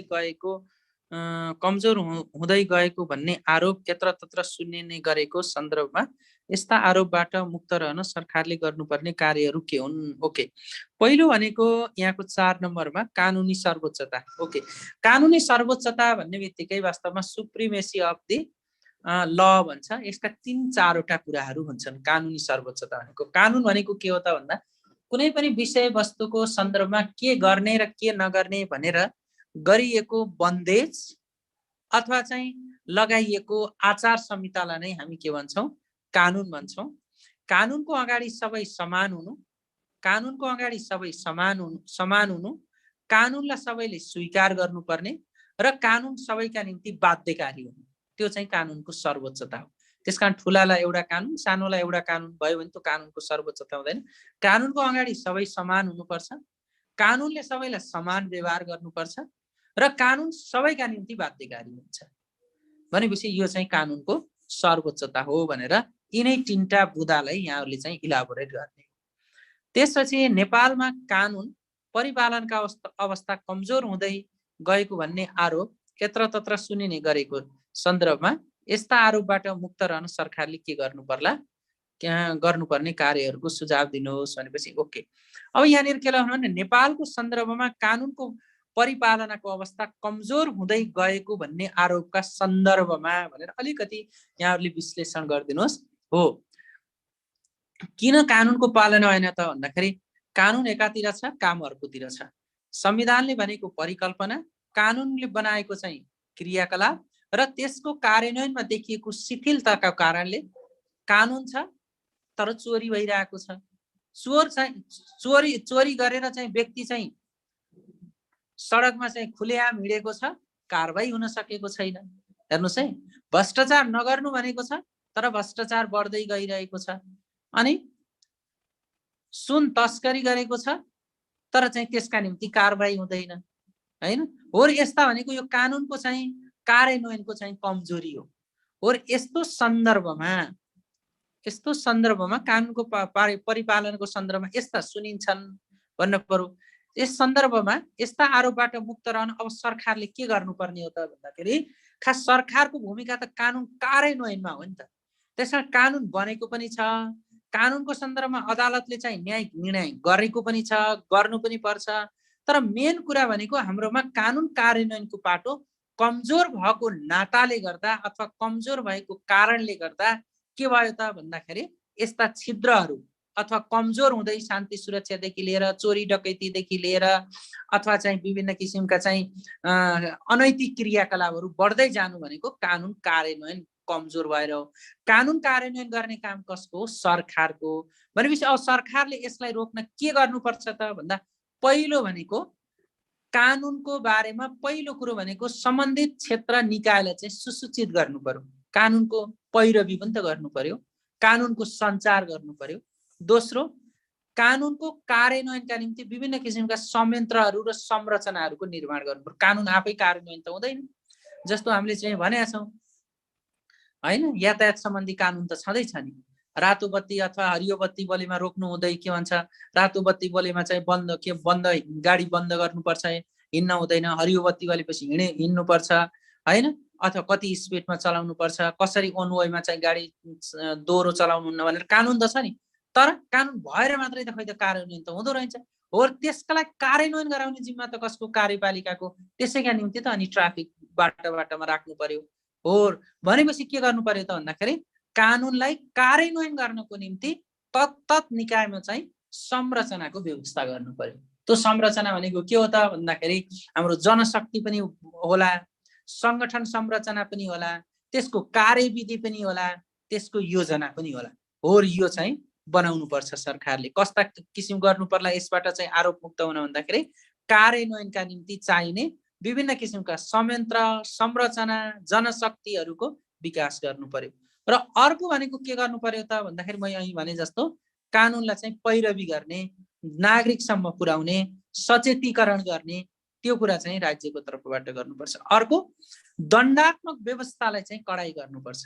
र त्यस्तो दण्डात्मक व्यवस्थालाई कडाई मात्रै होइन, दण्डात्मक व्यवस्थाको अनुसरण नगर्ने प्रति कानुनले फेरि कारबाही गर्ने चाहिँ परिपाटीको व्यवस्था पनि गर्नुपर्छ। भनेको त्यसलाई अझ बढी चाहिँ गर्दै जानुपर्छ। आज गर्ने फेरि भोलि चाहिँ छोडिदिने होइन। अर्को भनेको हाम्रोमा चाहिँ प्राय गरेर देखिने फेरि के हो त भन्दा किन कमजोर भन्दा पोलिटिसाइजेसन हुन्छ नि, बढी चाहिँ राजनीतिकरण हरेक अपराधीकरण, राजनीतिकरण भन्छ के अपराधीकरणको अन्त्य गर्ने, राजनीतिक संरक्षणलाई चाहिँ के गर्ने त भन्दा हटाउने हो। त्यो काम पनि सरकारले चाहिँ गर्नुपर्छ भन्न पर्यो। र अर्को भनेको सरकार इमानदार हुनु पर्यो, सरकार सक्षम हुनु पर्यो, सरकार जिम्मेवार हुनु पर्यो र सरकार उत्तरदायी हुनु पर्यो। जिम्मेवार, उत्तरदायित्व सक्षमताको विकास गर्ने र आम नागरिक वा जनतालाई शान्ति सुरक्षा र कानुनको कार्यान्वयनका निम्ति सन्तुष्टि प्रदान गर्ने। यस्ता काम गरिसक्यो भने कानुनको सर्वोच्चता पनि हुन्छ, कानुनप्रति सबैको विश्वास पनि हुन्छ र सरकारको विश्वास नागरिकसम्म पनि पुग्दै जान्छ र नागरिक सन्तुष्टि प्राप्त हुन्छ भनेर भन्ने। ओके, 5 नम्बरको यो भयो। ओके, अब अर्को उसमा जाउँ त माधव सर, अर्को राखिदिनु त, यो 6औं नम्बरमा जाउँ।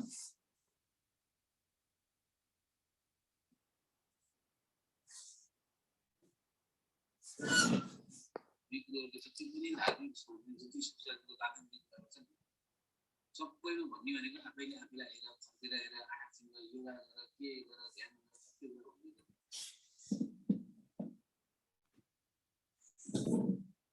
ओके, 6औं नम्बरको क्वेसन मलाई स्क्रिनमा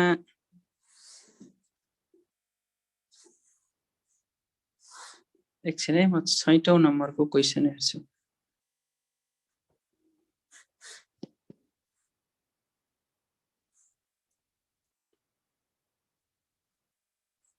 ओके, 6औं नम्बरको क्वेसन, निजामती सेवा भन्नाले के बुझिन्छ? निजामती सेवाका विशेषताका आधारमा नेपालको निजामती सेवाको विश्लेषण गर्नुहोस् भन्ने छ। ओके, पहिलो भनेको निजामती, यहाँलाई सजिलै बुझ्नको निम्ति निजामती सेवा भन्ने छ नि, यो नि भनेको नियमपूर्वक, जा भनेको जानेर बुझेर, म भनेको मन वचन र कर्मले, ती भनेको तिखारिएको, त्यस्तो सेवा नै निजामती सेवा हो। त्यसकारण निजामती सेवालाई पहिलोचोटि म्याक्स वेबरले के भने भन्दा सबै राम्रा गुणहरूले भरिपूर्ण भएको, अथवा राम्रा गुण भन्ने बित्तिकै उसको क्षमताको कुरा, कानुनको कुरा, वैधानिकताको कुरा, वृत्ति विकासको कुरा, गैर सैनिक चरित्रको जस्तो कुरा, यस्ता सेवाहरू निजामती सेवा हुन् भनेर चाहिँ उसले उल्लेख गरेको कारणले चाहिँ निजामती सेवालाई चाहिँ यसरी परिभाषित गरे। अब हामीले निजामती सेवालाई चाहिँ कसरी परिभाषित गर्न सक्छौं त नेपालको सन्दर्भमा भन्दा गैर सैनिक चरित्रको कानुनले बाँधिएको, वृत्ति विकास भएको, प्रतिस्पर्धामा आधारित, राजनीतिक रूपमा तटस्थ र कानुन कार्यान्वयनमा प्रतिबद्ध भएको त्यस्तो सेवालाई नै निजामती सेवा भनिन्छ, जुन सेवा सार्वजनिक प्रशासनको मियोको रूपमा रहन्छ। नेपालको निजामती सेवा ऐन 2049 को दफा 3 अनुसार नेपालको सन्दर्भमा निजामती सेवा ऐन अनुसार 10 वटा सेवालाई नै निजामती सेवा भनेर भनिन्छ। भोलि अब निजामती सेवा, संघीय निजामती सेवा ऐन आउला त छुट्टै कुरो। अब संविधानले के भनेको छ त भन्दा नेपालको संविधान अनुसार, नेपालको वर्तमान संविधान अनुसार 3 किसिमको सेवाको कुरा गर्छ, तर संघीय निजामती सेवा, प्रदेश निजामती सेवा र स्थानीय सेवा मात्रै भनेको छ। भनेपछि हाम्रो संघीयतामा नेपालको निजामती सेवालाई संघीय निजामती, प्रदेश निजामती सेवाको रूपमा चाहिँ उल्लेख गरेको छ र स्थानीय सेवा मात्रै भनेको छ। यो पनि जोडिदिनु होला है। अब भोलि तपाईको एक्जामसम्म मानौ यो संघीय निजामती सेवा आयो भने त्यही अनुसार यसको परिभाषा चाहिँ लेख्नुपर्ने हुन्छ। यसलाई बुझ्दा चाहिँ यति बुझ्दा पुग्छ। अनि यसका केही विशेषता भनेर तपाईले लेखिदिनुस्। यसको चाहिँ वृत्तिपथ हुन्छ, मेरिटमा आधारित हुन्छ, निष्पक्ष हुन्छ, तटस्थ हुन्छ, प्रतिबद्ध हुन्छ, गैर सैनिक चरित्रको हुन्छ, हैन, निर्भयता हुन्छ, कानुनी मान्यता हुन्छ, आचरण र अनुशासन हुन्छ, निश्चित कोड अफ कन्डक्ट हुन्छ, हैन, भ्यालु नर्म्स हुन्छ, एटिट्युड हुन्छ, त्यसरी हुन्छ। अब निजामती सेवाका विशेषताका आधारमा नेपालको निजामती सेवाको विश्लेषण गर्नुहोस् भनेपछि अलिकति तर्क गर्नु पर्यो। जस्तो नेपालको निजामती सेवाको विशेषता भनेकै के हो त भन्दा मैले भनेका जस्तो नेपालको निजामती सेवा अनुसार नेपालको निजामती सेवाको पहिलो विशेषता भनेको यो प्रतिस्पर्धामा आधारित सेवा हो। त्यसकारण नेपालको निजामती सेवा प्रतिस्पर्धामा आधारित भए तापनि यो कार्य सम्पादनको हिसाबले र कार्य प्रक्रियामुखी रहेको छ। त्यही हो नि त विश्लेषण। प्रतिस्पर्धा भएको त परफर्मेन्स हुनुपर्ने हो बढी, तर प्रतिस्पर्धा सेवा भयो, उले दिने सर्भिस चाहिँ फेरि लो भयो, उ भनेको फेरि प्रोसेस ओरिएन्टेड भयो। यसरी विश्लेषण गर्ने। दोस्रो, नेपालको निजामती सेवा चाहिँ तटस्थ हो, तटस्थतामा राजनीतिक रूपमा तटस्थ र कानुन कार्यान्वयनमा प्रतिबद्ध सेवा हो। तर हाम्रो भनेको राजनीतिक रूपमा तटस्थ हुँदा हुँदै पनि विभिन्न किसिमको राजनीतिक दल संस्थामा आबद्ध हुने र राजनीतिक संस्कार र चरित्र बोकेको कर्मचारी तन्त्र र त्यो सेवा रहनु जसका चाहिँ टीका टिप्पणीको रूपमा हामीले हेर्ने गरिन्छ अथवा यस्तो छ देखिन्छ भन्नु पर्यो। तेस्रो कुरा भनेको निजामती सेवा हामीले के भन्यौ त भन्दा निश्चित कानुनमा चलेको निर्भीकता भन्छ। अनि त्यसपछि निजामती सेवा भनेको कस्तो हो त भन्दा निश्चित कोड अफ कन्डक्ट छ भन्छौँ। निजामती सेवालाई अनि हामीले के भन्छौँ राजनीतिक रूपमा चाहिँ तटस्थ मात्रै होइन, राजनीतिक रूपमा न्युट्रल मात्र होइन, यसले चाहिँ राजनीतिको आलोचना गर्न नहुने भन्छौँ। तर के त्यो सबै चाहिँ हाम्रा कार्यान्वयन भएका छन् त? निजामती सेवा ऐनको दफा 41 देखि 46 सम्म हेर्नु हो भने त्यसले के भन्छ राजनीतिको टीका टिप्पणी गर्न नहुने, हेर्नुस् त राजनीतिमा भाग लिन नहुने भनेको छ। अनि विशेषता यस्ता छन् अनि जान्छन् पार्टीका अधिवेशनमा टिकट लिएर झोला बोकेर अनि फोटो हाल्छन् भनेपछि के भयो त यो विश्लेषण हेर्नुस् त हाम्रो के भयो भनेपछि यो टोटली बायस भयो भन्नु पर्यो। अर्को भनेको हाम्रो निजामती सेवालाई एकदमै व्यावसायिक भन्यो, व्यावसायिक निजामती सेवा भन्ने तर व्यावसायिक भित्रको उसले गर्ने क्रियाकलाप भनेको अव्यावसायिक हुने। प्रोफेसनलिजममा त निष्ठावान हुन्छ नि त, नैतिकवान हुन्छ, इमानदार हुन्छ हैन, त्यस्तो हुन्छ निजामती सेवाको चरित्र त त्यस्तो छ। तर नैतिक हुने ठाउँमा अनैतिक क्रियाकलापहरू गर्ने जसले भ्रष्टाचार चाहिँ झन् बढी चाहिँ गर्दै जाने। अस्ति एउटा के रिपोर्टले दिएको थियो सबैभन्दा बढी भ्रष्टाचारी कर्मचारी अफिसर र उपसचिव भयो भन्छ। अनि अख्तियारले त्यही कुरो भन्छ कर्मचारीको भ्रष्टाचार बढ्यो भन्छ भनेपछि त्यो कुरा कहाँनिर आयो त चाहिँ विशेषताले त त्यो कुरा त देखाउँदैन भनेपछि यस्ता चरित्रबाट निजामती सेवा आक्रान्त छ भनेर भन्नु पर्यो। यसलाई चाहिँ અહીં भएका विशेषतालाई वर्तमानको अवस्थामा यसलाई संश्लेषण गर्ने त्यो अनि यसका सुधार गर्नु पर्यो भने पार अब के गर्नु पर्यो त भन्दा ऐन नियम कानुनको प्रतिबद्ध कानुनी कारबाही गर्नु पर्यो हैन, नीतिगत रूपमा चाहिँ सक्षम हुनु पर्यो, व्यावसायिक रूपमा चाहिँ उ चाहिँ निष्ठावान हुनु पर्यो हैन, अनि कानुनको पूर्ण रूपमा कार्यान्वयन हुनु पर्यो, अनि पर्फर्मेन्स हाई हुनु पर्यो, प्रक्रियामुखी चाहिँ सेवालाई चाहिँ के रिजल्टमुखी गराउनु पर्यो हैन। अनि हिजो चाहिँ प्रशासन गर्ने नाममा चाहिँ सर्भिस डेलिभरीको पाटो खुम्चिएको थियो त्यसलाई चाहिँ बढाउनु पर्यो।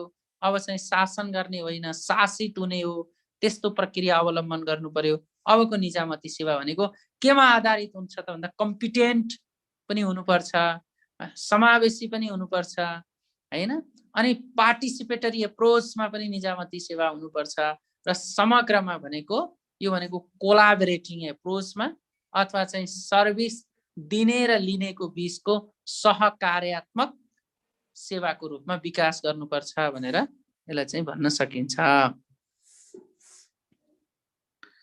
अब अर्को क्वेशन छ सार्वजनिक नीति मूल्याङ्कनका आधारहरू उल्लेख गर्दै नेपालमा सार्वजनिक नीति मूल्याङ्कनको अवस्थाको समीक्षा गर्नुहोस् भने। ओके, पहिला सार्वजनिक नीति भनेको के होला त यहाँले पहिला कुरो पब्लिक पोलिसी भनेको जान्नु पर्यो। ओके, पब्लिक पोलिसी भनेको एकदम सर्टकटमा बुझ्दाखेरि सार्वजनिक नीति भनेको सरकारले अन्तर्राष्ट्रिय क्षेत्रमा गरेको प्रतिबद्धता, राष्ट्रिय रूपमा गरेको वचनबद्धता र भविष्यको मार्गदर्शनलाई नै सार्वजनिक नीति भनिन्छ।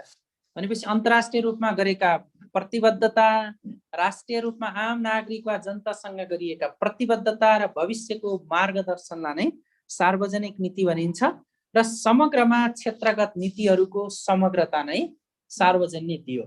अर्को अर्थमा सार्वजनिक नीति भनेको whatever government choose to do or not to do that is called the public policy भनिन्छ। राज्य सरकारले भविष्यमा के गर्ने र के नगर्ने भनेर गरिएको त्यस्तो चाहिँ व्यवस्थालाई नै अथवा पद्धतिलाई नै के भनिन्छ भन्दा सार्वजनिक नीति भनिन्छ।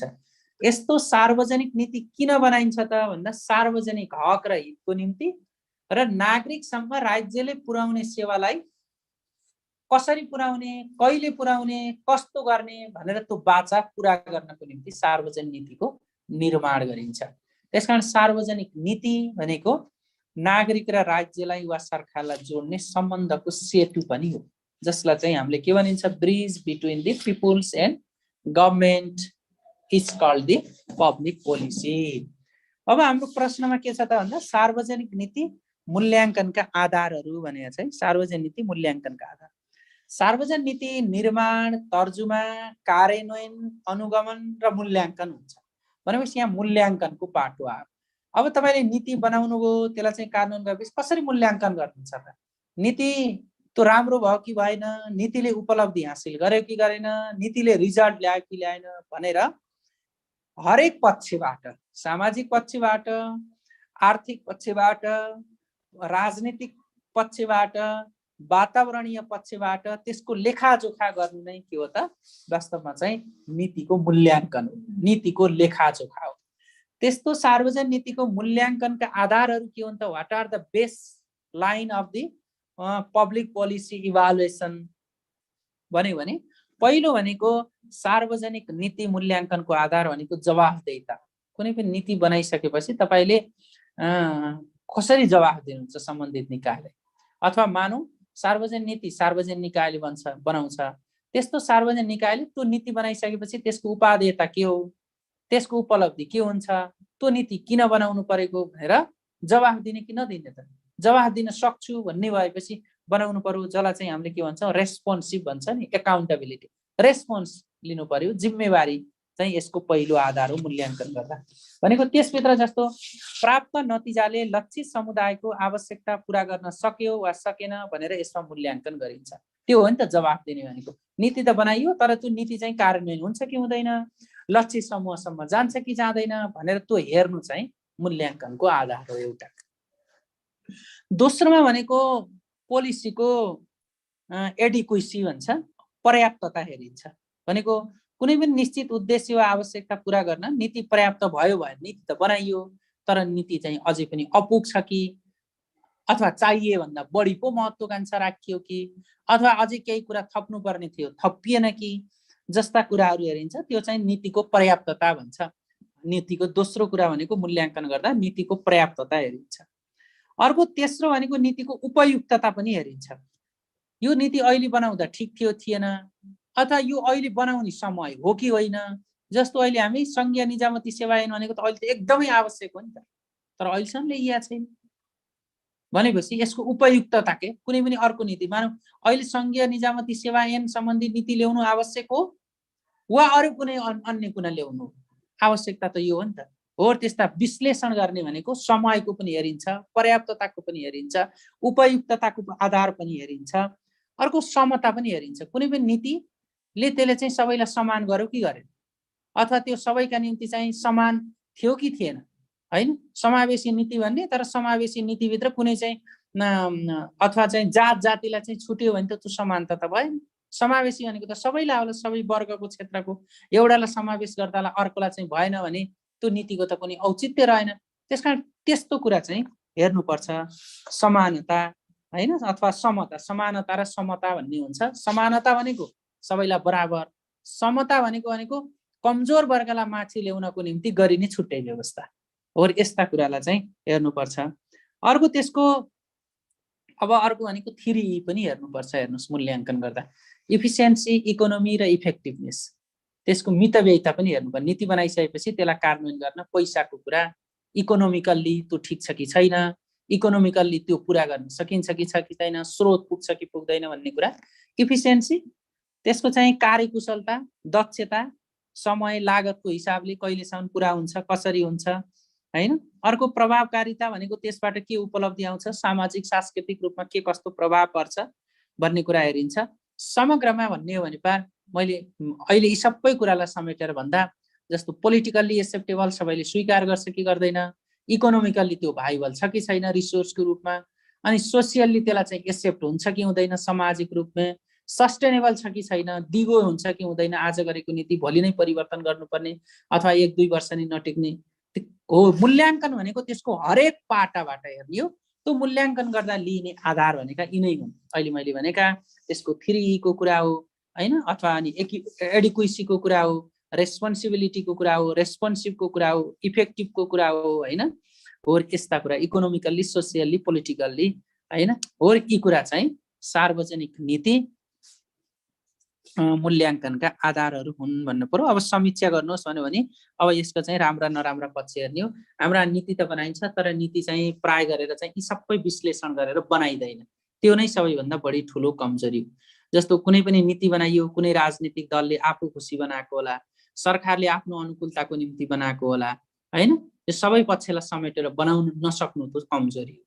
गराउनु के पर्थ्यो? अहिले भनेका सबै कुराहरूले चाहिँ समेटेर चाहिँ बनाउनु पर्थ्यो।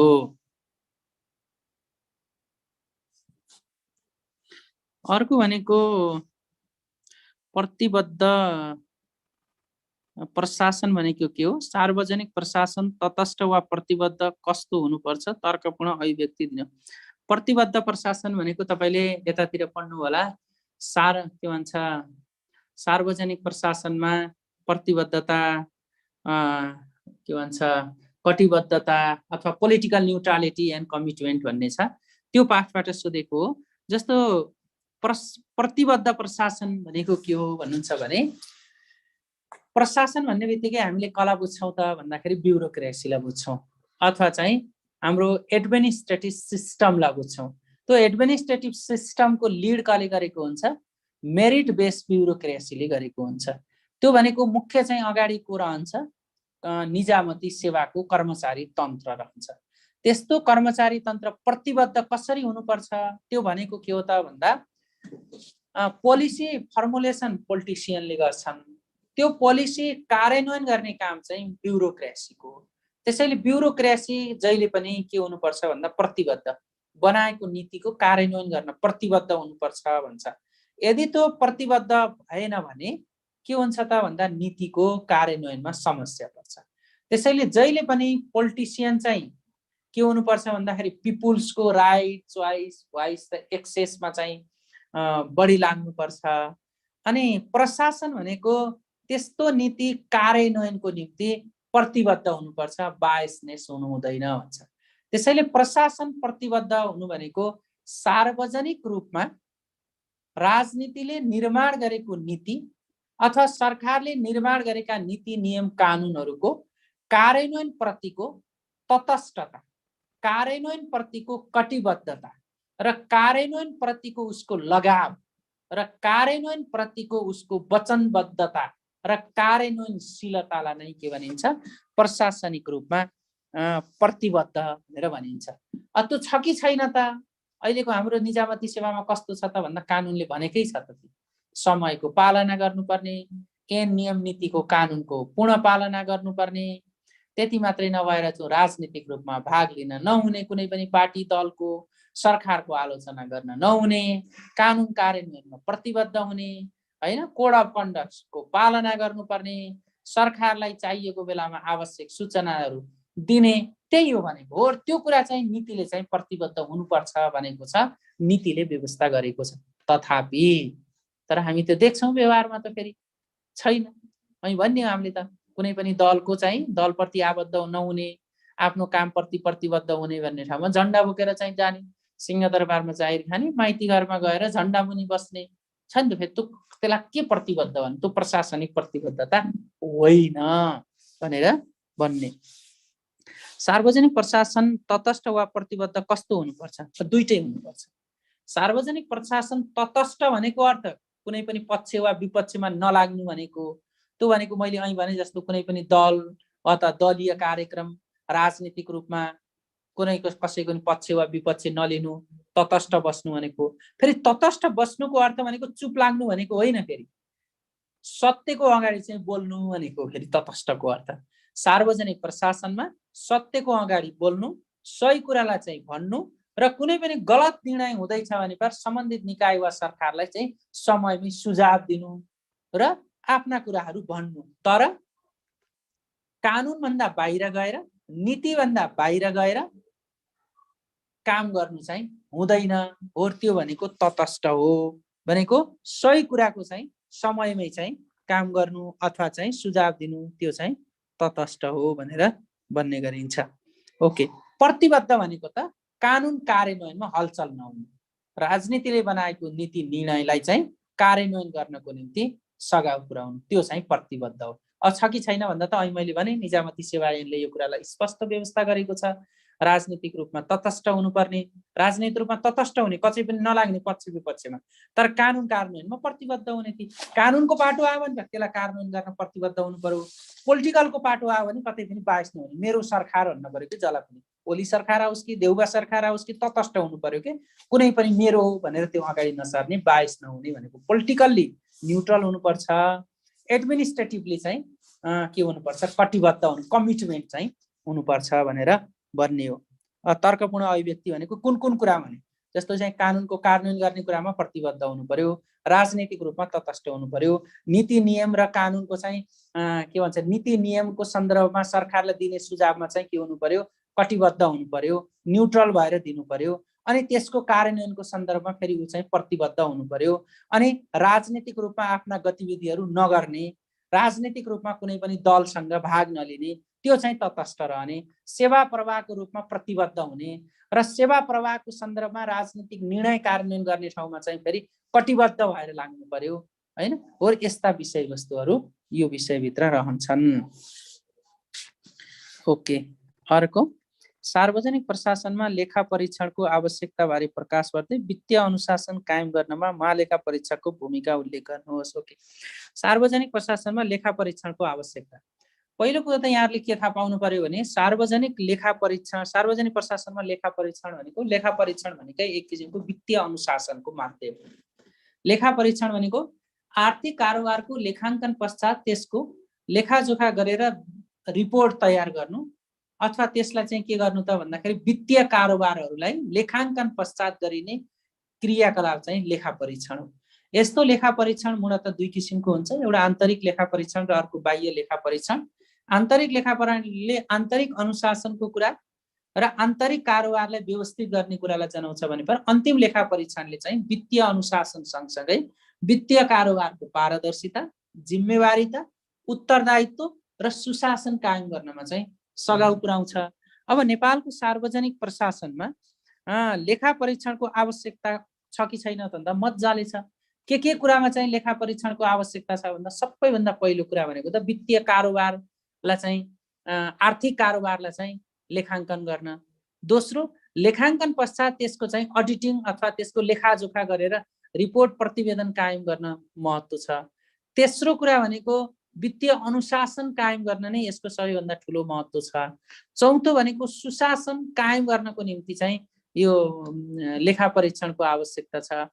अर्को भनेको सार्वजनिक राजस्व, खर्च, धरौटी लगायतको आर्थिक विषयवस्तुको एकिन जानकारी पत्ता लगाउन पनि यो लेखा परीक्षणको आवश्यकता छ। र अर्को कुरा भनेको राज्य वा सरकारको जनताप्रतिको उत्तरदायित्व पूरा गर्न पनि लेखा परीक्षणको आवश्यकता छ, किनकि जनताले तिरेको कर, ट्याक्स कहाँ खर्च भयो, कसरी खर्च भयो, किन खर्च भयो भन्ने कुराको जवाफ दिन त के हेर्नु पर्यो त भन्दा लेखा परीक्षण गर्नु पर्यो।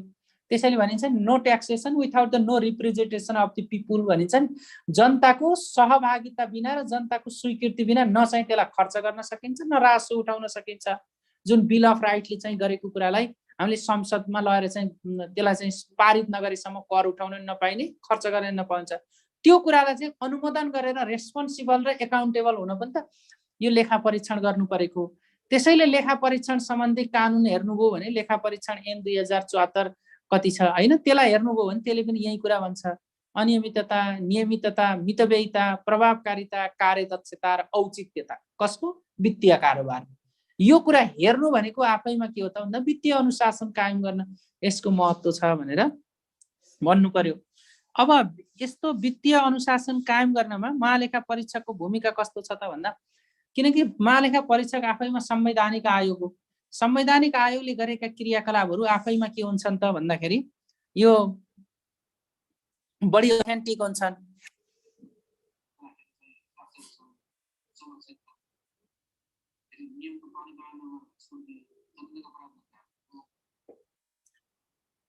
अनि त्यो सँगसँगै के भन्दैछ वित्तीय महालेखा परीक्षकको काम कर्तव्य अथवा यसको चाहिँ भूमिका के छ त भन्दाखेरि तपाईले नेपालको संविधानको मा संवैधानिक व्यवस्था छ त्यो अनुसार यसको भूमिकालाई मजाले लेख्ने। यसको भूमिका के हो त भन्दा पहिलो कुरा भनेको यसले तीन किसिमको कुरा चाहिँ गर्छ भनेपछि देशको राजस्व, यसको खर्च र यसको आम्दानी भनेपछि यसको धरौटी पनि हुन सक्छ, अनुदान पनि हुन सक्छ। यी सबै कुराको चाहिँ यसले चाहिँ लेखा परीक्षण गर्ने यसको मुख्य भूमिका हो। जब त्यो लेखा परीक्षण गर्छ, लेखाको लेखाजोखा गर्छ, कारोबारको लेखाजोखा गर्छ, त्यसपछि यसले वित्तीय अनुशासन कायम गर्छ अनि सरकारलाई सुझाव दिन्छ अनि आर्थिक अनियमिततालाई रोक्नको निम्ति सघाउ पुर्याउँछ। र अर्को भनेको करप्सन कन्ट्रोलमा यसको भूमिका रहन्छ। र कुन क्षेत्र चाहिँ पारदर्शी छैनन् वित्तीय सन्दर्भमा अथवा जिन्सीको सन्दर्भमा अथवा लेखाङ्कनको सन्दर्भमा अथवा खर्चको सन्दर्भमा भन्ने कुराको समेत यसले उजागर गर्छ भनेपछि यस्ता भूमिका हुन्छ। यसको अझै विस्तृत रूपमा हेर्नु पर्यो भने तपाईले संविधानमा लेखेको यसका काम, कर्तव्य र अधिकार हेर्नु हो भने त्यही नै यसको चाहिँ मेन भूमिका हुन्छ र त्यो भूमिकाले चाहिँ वित्तीय अनुशासन कायम गर्न चाहिँ सघाउ पुर्याउँछ भनेर चाहिँ भन्ने। अब आयो सहभागितामूलक योजना भनेको के हो? सहभागितामूलक योजना तथा विकास प्रणालीमा रहेका समस्याहरू केलाउँदै समाधानका उपायहरू लेख्नुहोस् भन्ने छ। क्वेशन सजिलो हो। सबैभन्दा पहिला यहाँले योजना बुझ्नु पर्यो अनि योजनाभित्रको सहभागितामूलक योजना भनेको शाब्दिक अर्थमा भनेको विगतमा भएको विषयवस्तुलाई वर्तमानमा समीक्षा गरेर भविष्यको कल्पना गरी कोरिएको खाका चित्रलाई नै हामी योजना भन्छौँ।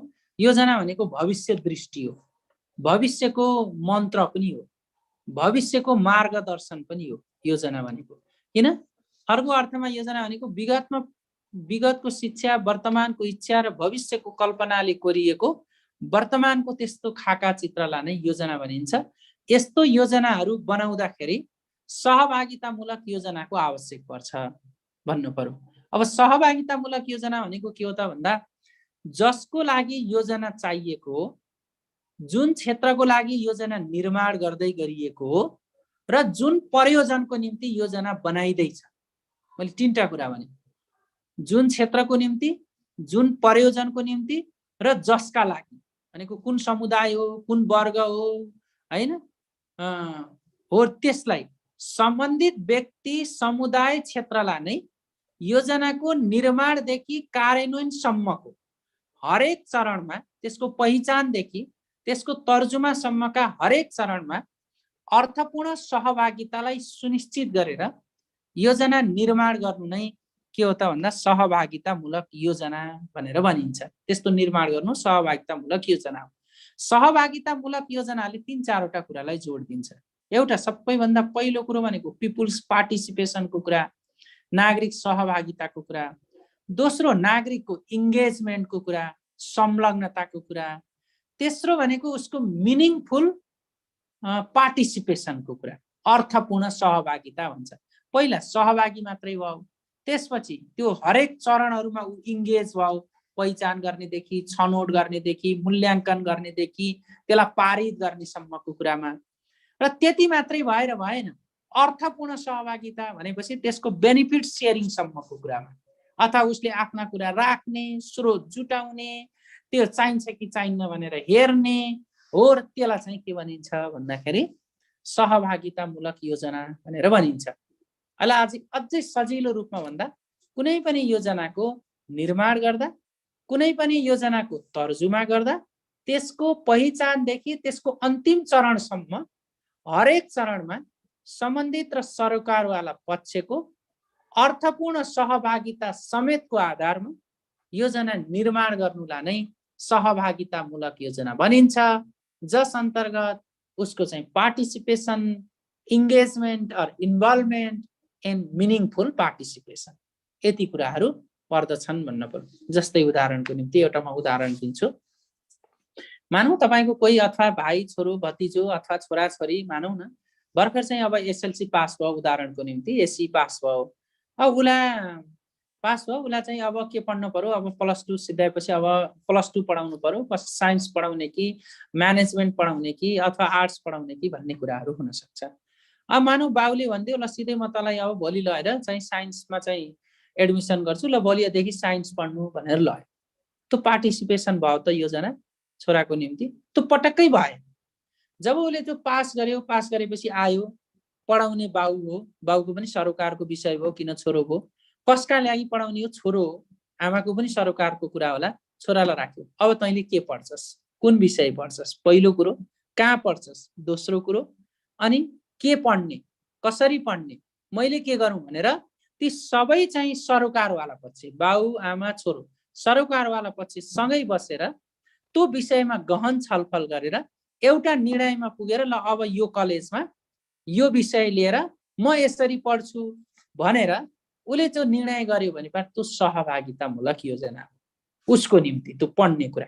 त्यस्तै गरेर हाम्रा विकास योजना बनाउँदाखेरि पनि सम्बन्धित पक्षवालाको सुरुदेखि अन्तिम चरणसम्म चाहिँ उसको चाहिँ मिनिङफुल पार्टिसिपेसन गराइन्छ भने त्यसलाई चाहिँ सहभागितामूलक योजना भनेर भनिन्छ भन्नुपर्छ।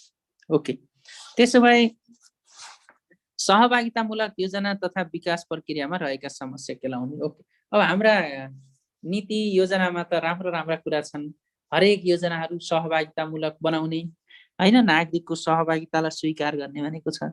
तर मुख्य समस्या भनेको यहाँनिर कहाँ छ त भन्दा सहभागितामूलक योजनामा समावेश गराउने त भनिएको छ। पहिलो कुरो भनेको योजनाका सन्दर्भमा सम्बन्धित व्यक्ति, समुदाय, संस्था अथवा त्यहाँका चाहिँ क्षेत्रहरूलाई नै पहिला कुरो सञ्चार गरिँदैन। भनेपछि समस्या कहाँनिर रहेछ, विषयवस्तुको बारेमा सञ्चारै नगरिनु। दोस्रो कुरा सहभागिता भनिन्छ तर उनीहरूको इन्गेजमेन्ट र इन्भल्भमेन्ट र एक्टिभ पार्टिसिपेसन गराइदिन। आथ्यो क्यारे ल वर्ग आयो, ल सबै वर्गको 2-4 जना मान्छे आउनुस् भन्ने गरियो तर उनीहरूको आवाजलाई प्रतिनिधित्व नगराउनु। दोस्रो, तेस्रो कुरो भनेको सहभागिताका नाममा उपस्थितिलाई मात्र स्वीकार गर्ने प्रचलन र पद्धति पनि अझै पनि छ। ल तपाईँ आउनुको भयो भन्ने कुराहरू, त्यसले गर्दाखेरि त्यो पनि त्यहाँनिर समस्या हो। अर्को निम्ति भनेको सहभागिताका नाममा सशक्तिकरण गर्न नसक्नु। सशक्तिकरण भनेको त नजानेका मान्छेलाई सिकाउनु हो, उसलाई निर्णय गर्ने क्षमतामा पुर्याउनु हो र निर्णय गर्न उसैलाई दिनु हो नि त हैन। हामीले दलित भन्यौँ तर दलितको एउटा प्रतिनिधि ल्याएर राख्यौँ, तर दलित भनेपछि उसलाई त नजानेकालाई सिकाउनु पनि पर्यो, निर्णय उसैलाई गर्न दिनु पर्यो, कार्यान्वयन पनि गर्ने उसैलाई चाहिँ जिम्मा दिएपछि बल्ल त उसको चाहिँ सशक्तिकरण भयो। त्यसकारण सशक्तिकरण चाहिँ हुन नसक्नु त्यो एउटा समस्या छ। अर्को भनेको नीति नियम कानुन कार्यविधिहरू सबै छन्, नभएका होइनन्। अहिले समावेशी पनि भनिएको छ, योजना तर्जुमामा सहभागितामूलक योजना तर्जुमा पनि भनिएको छ। स्थानीय निकायसम्म चाहिँ हामीले हरेक चाहिँ स्थानीय योजना तर्जुमा दिग्दर्शन पनि भनेका छौँ, सहभागिता भनेका छौँ। तर त्यसलाई चाहिँ कार्यान्वयन पछि कमजोर हुनु अथवा त्यसलाई कार्यान्वयनमा चाहिँ शिथिलता आउनु, त्यो चाहिँ समस्या हो। अर्को भनेको सकेसम्म नागरिक नै अवेर नहुने प्रवृत्ति र पद्धति छ। अवेरै छैन, सचेतै छैनन् नागरिकहरू। किन नागरिक हो, समुदाय हो, वर्ग हो, क्षेत्र हो, तिनीहरूलाई सचेतीकरण गर्न नसक्नु पनि समस्या छ। र अर्को भनेको बाध्यकारी बनाउनै सकिया छैन। अर्को बाध्यकारी बनाउन नसक्नु र योजना तर्जुमा गर्दा टप डाउन एप्रोचबाट अझै पनि फलोअप गर्नु, त्यो पनि एउटा समस्या हो। बटम अप एप्रोच भनेको आवश्यकताको आधारमा तल्लो तह र वर्गबाट त्यसलाई उठान गर्न चाहिँ नसक्नु, जहाँ चाहिँ बटम अप एप्रोच अवलम्बन गर्नु, टप डाउन एप्रोच अवलम्बन हुनु, बटम अप एप्रोच चाहिँ अवलम्बन नहुनु, यो चाहिँ समस्या छ।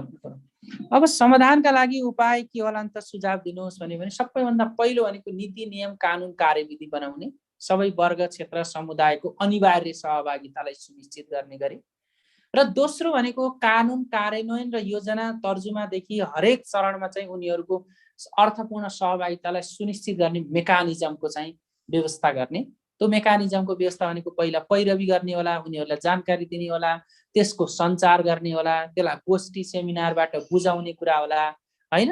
अनि उनीहरूको इन्भल्भमेन्ट बढाउनको निम्ति सम्बन्धित समुदायलाई त्यसको लाभका पक्षहरू समेत चाहिँ सुसूचित गर्ने होला हैन। यस्तो गर्न सकियो भने बल्ल मान्छे आउँछ नि त, नाइ भने त आउँदैन, मलाई किन चाहियो र भन्ने हुने हुन्छ। यो हुन्छ तेस्रो बाटो। अनि अर्को भनेको हाम्रा संगठन संरचनाहरू पनि पार्टिसिपेटरी एप्रोच प्लानमा हुनु पर्यो। जस्तो अहिले भनेको केन्द्रदेखि स्थानीय तहका संरचनाहरू पनि सबै वर्ग क्षेत्र समुदायलाई पार्टिसिपेटरी एप्रोचमा गर्ने किसिमको हुनु पर्यो। मानौ अपाङ्ग कुनै कार्यालयमा सहभागी दिन आएको छ, तर ऊ अपाङ्ग मैत्री कार्यालय भएन भने ऊ त्यहाँ पहुँचै पुगेन नि त त्यो हुनु पर्यो। र अहिलेको भनेको त हामी खुल्ला सरकार भन्छौँ, नेटवर्किङ गभर्मेन्ट भन्छौँ, एनपिजी भन्छौँ। भनेपछि त अबको सन्दर्भ भनेको त के हो त भन्दा आइटी बेस हो। भनेपछि जसलाई जहाँबाट जसरी पहुँच प्राप्त हुन्छ त्यो पहुँचको निम्ति सुनिश्चितता गरिदिन पर्यो। त्यो भनेको प्रविधिको उपयोग गर्नु पर्यो, त्यहाँबाट पनि पहुँच हुन्छ, त्यहाँबाट पनि सहभागिता हुन्छ। भनेपछि पहुँच वृद्धि गर्ने विभिन्न किसिमका टुल्स र टेक्निकहरू अवलम्बन गर्ने, जस्तो प्रविधिको प्रयोग गरेर होला, सूचनाको प्रयोग गरेर होला, सूचना र तथा सञ्चारलाई चाहिँ नागरिकसम्म पुर्याएर होला, अथवा चाहिँ अडियो भिजुअल मार्फत होला, होइन, हो यस्ता कुराहरू गर्न सकिन्छ। र अर्को सुधारका उपाय भनेको हाम्रा सङ्गठन संरचनाहरूलाई चाहिँ ग्रामीण स्तरसम्म चाहिँ पुर्याएर पनि हुन्छ। र अर्को भनेको हाम्रो टप डाउन एप्रोचलाई चाहिँ बटम अप एप्रोचमा चाहिँ प्रयोग गर्ने, त्यो गरेर पनि हामीले सहभागितामूलक योजनालाई चाहिँ वृद्धि गर्न सक्छौँ। र अर्को भनेको योजनाको पहिचान गर्दा नै स्थानीय आवश्यकतालाई जोड दिने र राष्ट्रिय प्राथमिकतालाई हेर्ने। राष्ट्रिय हाम्रो प्राथमिकता के हो त भन्दा दिगो विकास हो, समृद्ध नेपाल सुखी नेपाली हाम्रो प्राथमिकता हो। आवश्यकता के हो त भन्दा स्थानीय स्तरको सबैभन्दा पहिलाको गरिबी हो कि, अथवा पूर्वाधार हो कि, अथवा सडक हो कि, सञ्चार हो कि, फरक फरक हुन सक्छ। भनेपछि जहाँ जे आवश्यकता छ त्यहाँबाट त्यही क्षेत्रको त्यही समुदायको चाहिँ इन्भल्भमेन्ट, इङ्गेजमेन्ट, पार्टिसिपेसन, अवेरनेस, होइन, इम्पावरमेन्ट जस्ता चाहिँ टुल्सहरू अवलम्बन गर्ने भनेपछि यो चाहिँ के हुन्छ भन्दाखेरि सजिलो हुन्छ। यसरी गर्न सकियो भने सहभागितामूलक योजनाहरू कार्यान्वयन गर्न सकिन्छ भनेर भन्न सकिन्छ। ओके, थ्याङ्क यू साथीहरू। यहाँहरूको केही छ?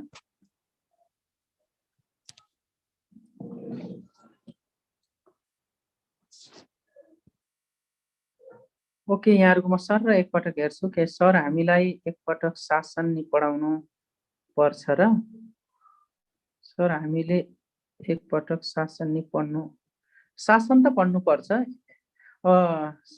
शासन व्यवस्था भन्ने त पढ्नु पर्छ त यहाँहरूले हरेक किसिमका, होइन, एकात्मक सङ्घीय विभिन्न किसिमका शासन पद्धतिहरू पढ्नुपर्छ। यो पुष्टि कसरी गर्ने अझै भन्नु न सर भन्नुभयो। कुन पुष्टि गर्ने भन्नुभयो? त्यो होइन, बुदामा कि अनुच्छेदमा लेख्ने टेक्निक हो, सकेसम्म बुदामै लेख्दा उपयोग हुन्छ। मनी लाउन्ड्रिङ यो यहाँहरूले उसको बारेमा भन्नु होला, साइबर क्राइम सुरक्षा व्यवस्थापनको सन्दर्भमा। ठिक छ। सर्वोच्च अदालतको अभिष्ट अधिकार लेख्दा हुन्छ भन्नुभयो। यस, सर्वोच्च अदालतले प्रयोग गर्ने अभिष्ट अधिकार भनेको जनताको हक र अधिकार सुनिश्चित गर्नको निम्ति र सरकारलाई बाध्यकारी बनाउनका लागि नै हो। ओके, नीति निर्माण पूर्व र नीति कार्यान्वयन पश्चात नीति मूल्याङ्कन भनेर गर्न मिल्छ कि मिल्दैन भन्नुभयो, होइन। नीतिको निर्माण गर्ने भन्दा अगाडि यो मूल्याङ्कन गर्ने र एउटा चाहिँ नीति बनाइसकेपछि त्यसको चाहिँ प्रभावकारिता कस्तो रह्यो भनेर चाहिँ उ गरिन्छ, के भनिन्छ, नीतिको इभ्यालुएसन गरिन्छ। जस्तो मानौ उदाहरणको निम्ति अहिले मानौ न पर्यटन नीति 2065 छ भने पर्यटन नीतिले के उपलब्धि प्राप्त गर्यो त भनेर हेर्नु चाहिँ त्यो नीतिको उपलब्धिको मूल्याङ्कन हो। मानौ अब तपाईँले सङ्घीय निजामती सेवा नीति बनाउनु भयो भने त्यो सङ्घीय निजामती सेवा नीति कस्तो आउँछ भनेर गर्ने त्यो पूर्व मूल्याङ्कन हो। त्योभन्दा अगाडि मैले भनेको भने जस्तो इकोनोमिकल्ली, सोसियल्ली, पोलिटिकल्ली, इन्भाइरोमेन्टली ठिक छ कि छैन भनेर हेर्नु त्यो पूर्व मूल्याङ्कन। हामीलाई चाहिँ यहाँ सोधेको मलाई लाग्छ पूर्व मूल्याङ्कन जस्तो लाग्छ। समीक्षा लेख्दा नेगेटिभ पोजिटिभ दुवै पक्ष लेख्ने हो। यस, समीक्षा गर्नुहोस् भने पहिला तपाईँको पोजिटिभ कुरा लेख्ने, त्यसपछि नेगेटिभ कुरा लेख्ने र के सुधार गर्नुपर्छसम्म लेख्दा उपयुक्त हुन्छ। सूचनाको हक सम्बन्धी ऐन 2064 को गरेको व्यवस्था भन्नुभयो। अब सूचनाको हक सम्बन्धी ऐनले ठ्याक्कै गरेको व्यवस्था भन्यो भने ऐनलाई मात्रै छोडेर दियो भने जस्तो सूचना आयोगको व्यवस्था गरेको छ, जहाँ चाहिँ 3 जना चाहिँ प्रमुख आयुक्त र 2 जना सदस्य हुन्छन्, जसले सूचनाको वर्गीकरण, सूचना कस्ता सूचनालाई चाहिँ सार्वजनिकरण गर्न हुने, कसरी गर्ने, सूचनाको हक सम्बन्धी ऐनमा गरेको व्यवस्था अनुसार उजुरी कसरी लिने, पुनरावलोकन कसरी लिने, सरकारलाई के सुझाव दिने भन्ने व्यवस्था गर्छ। अर्को सूचना वर्गीकरण समिति भन्ने व्यवस्था छ, जुन चाहिँ मुख्य सचिवको अध्यक्षतामा। अर्को सूचना अधिकारी तोक्नुपर्ने र त्यसले के काम गर्नुपर्ने भन्ने चाहिँ गरेको छ। अनि प्रत्येक मन्त्रालयमा प्रवक्ताको व्यवस्था र नेपाल सरकारले प्रवक्ताको व्यवस्था गर्नुपर्ने भन्ने छ। अनि विभिन्न किसिमका सूचना संयन्त्रहरू निर्माण गर्नुपर्ने भन्ने छ। त्यसपछि विभिन्न किसिमका चाहिँ सूचना केन्द्रहरूको चाहिँ व्यवस्था गरेको छ। और यस्ता व्यवस्था चाहिँ सूचनाको हक सम्बन्धी ऐनले गरेको छ भन्नु पर्यो। सर कन्क्लुजन दिनु कि नदिनु भन्नुहोस्। कन्क्लुजन त अनिवार्य, 10 मार्क्समा कन्क्लुजन अनिवार्य रूपमा लेख्नु होला। पोलिसी इभ्यालुएसन एनालिसिस एउटै हो, इभ्यालुएसन मूल्याङ्कन र विश्लेषण एउटै हो। अब विश्लेषण भन्ने बित्तिकै अलिकति ओभरअल पार्ट हो, इभ्यालुएसन भनेपछि त्यो के थियो के भएन भन्ने कुरा हो। तर यसमा चाहिँ दुईटै कुरा लेख्नुपर्छ। पुष्टि गर्ने प्रश्नलाई कसरी ट्याकल गर्ने, बुदामा कि अनुच्छेदमा? होइन, पुष्टि गर्ने भनेपछि बुदामै लेख्ने। जस्तो पुष्टि गर्ने भनेको उदाहरणको निम्ति नेपालमा अथवा निजामती सेवा ऐन के भन्छ, निजामती सेवा प्रतिस्पर्धामा आधारित सेवा हो, यसलाई पुष्टि गर्नुहोस् भनेपछि के कारणले प्रतिस्पर्धा हो त? अब प्रतिस्पर्धा भनेको योग्यतामा आधारित प्रतिस्पर्धा हो, लिखितमा आधारित प्रतिस्पर्धा हो भनेर यस्ता यस्ता कुराहरू राखेर चाहिँ पुष्टि गर्ने हो। जुन बुदाले त्यसलाई चाहिँ तपाईँले विश्लेषण युक्त तरिका चाहिँ लेख्ने हो। सर आयाम भन्दा तरिका कि कुन हो? आयाम भनेको त्यसका डाइमेन्सन एरिया हो, तरिका भनेको त्यसका प्रकारहरू हुन्। फोकस गर्नुपर्छ नि भन्नुभयो। सर आयाम भन्दा त्यहाँकै के कुरा? यसका आयाम के हुन्? जस्तो तपाईँलाई सुशासनका आयाम भन्नु भने what are the major dimension of the good governance भन्नु, आयाम भन्नु, पक्ष भन्नु एउटै हो। आयाम भन्ने बित्तिकै तपाईँले के लेख्नुहुन्छ त भन्दा सुशासनका जस्तो राजनीतिक आयाम, प्रशासनिक आयाम, होइन, अनि त्यसपछि नैतिक आयाम, सामाजिक आयाम भन्नुहुन्छ नि, हो त्यो चाहिँ आयामहरू हुन्। नेपालको अर्बनाइजेसनका प्रवृत्ति के हुन् भन्नु। ओके, नेपालको अर्बनाइजेसन, यो छुट्टै क्वेसन भयो। नेपालको अर्बनाइजेसन भनेको सहरीकरणको प्रवृत्ति भनेको अहिले कस्तो छ त भन्दाखेरि सहरीकरण भनेको बसाइसराईको एउटा प्रवृत्ति छ अत्यन्त बढी, होइन। अनि अर्को दोस्रो भनेको के छ त भन्दाखेरि पूर्वाधारको विकास, डिजिटलाइजेसन, प्रविधिको उपयोग, यिनै नै हुन् जुन चाहिँ सहरीकरण चाहिँ हुनको निम्ति जे सहरले खोजिरहेछ अथवा केले चाहिँ सहरले आकर्षित गर्छ त्यस्ता विषयहरू, त्यस्ता प्रवृत्ति हुन्। ई गभर्नेन्सका लिमिटेसन, यसका त धेरै छन्। ई गभर्नेन्सको लिमिटेसन भनेको त अब साइबर क्राइम आफैमा लिमिटेसन हो। जुन चाहिँ डेटा छ त्यसलाई मल्टिपर्पोज गर्ने नाममा त्यसका चाहिँ केही चाहिँ दुर्गुणहरू पनि छन्, ती पनि लिमिटेसनहरू हुन्, होइन। अनि ई गभर्नेन्सको कारणले गर्दाखेरि सूचनाको पहुँचमा चाहिँ सूचनाको मिसयुज हुने अवस्था पनि छ, होइन। त्यसलाई चाहिँ विभिन्न किसिमको चाहिँ ह्याकिङ हुने प्रवृत्तिहरू पनि छ डेटाहरूको। त्यो चाहिँ के हुन्छ भन्दा यसका चाहिँ लिमिटेसन जस्तो सीमा हुन् भन्नु पर्यो। सूचनाको हक र पारदर्शिताको आधार स्तम्भ हो पुष्टि गर्नुहोस्। यो त एकदमै हो, किनकि पारदर्शिता हुन के चाहिन्छ? नागरिक पहुँच चाहिन्छ, पार्टिसिपेसन चाहिन्छ। पार्टिसिपेसन केले गराउँछ? सूचनाको हकले। सूचनाको हक भनेको नागरिकसँग सूचना पुर्याउनु हो। त्यसकारण चाहिँ जति नागरिकसम्म सूचना पुर्याइन्छ त्यति चाहिँ ट्रान्सपरेन्ट हुन्छ, जति ट्रान्सपरेन्ट हुन्छ त्यति सुशासन हुन्छ। एकअर्काको लिङ्क गरेर लेख्ने विमलजी। ओके ल, थ्याङ्क यू। आजलाई चाहिँ यति गरौँ, 10 पनि बज्यो है।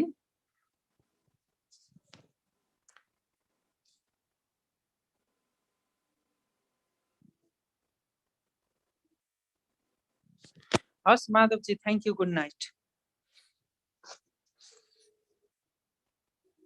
थ्याङ्क यू सोहेललाई, थ्याङ्क यू हजुर, thank you so much. Okay, good night everyone. र अब हामी भेट्छौँ अर्को हप्ता शनिबार चाहिँ फिजिकल इक्जाम र फिजिकल फिडब्याक क्लास हुनेछ। सम्पूर्ण सहभागीहरूलाई सकेसम्म फिजिकल इक्जाममै सहभागी हुने प्रयत्न गर्न अनुरोध छ।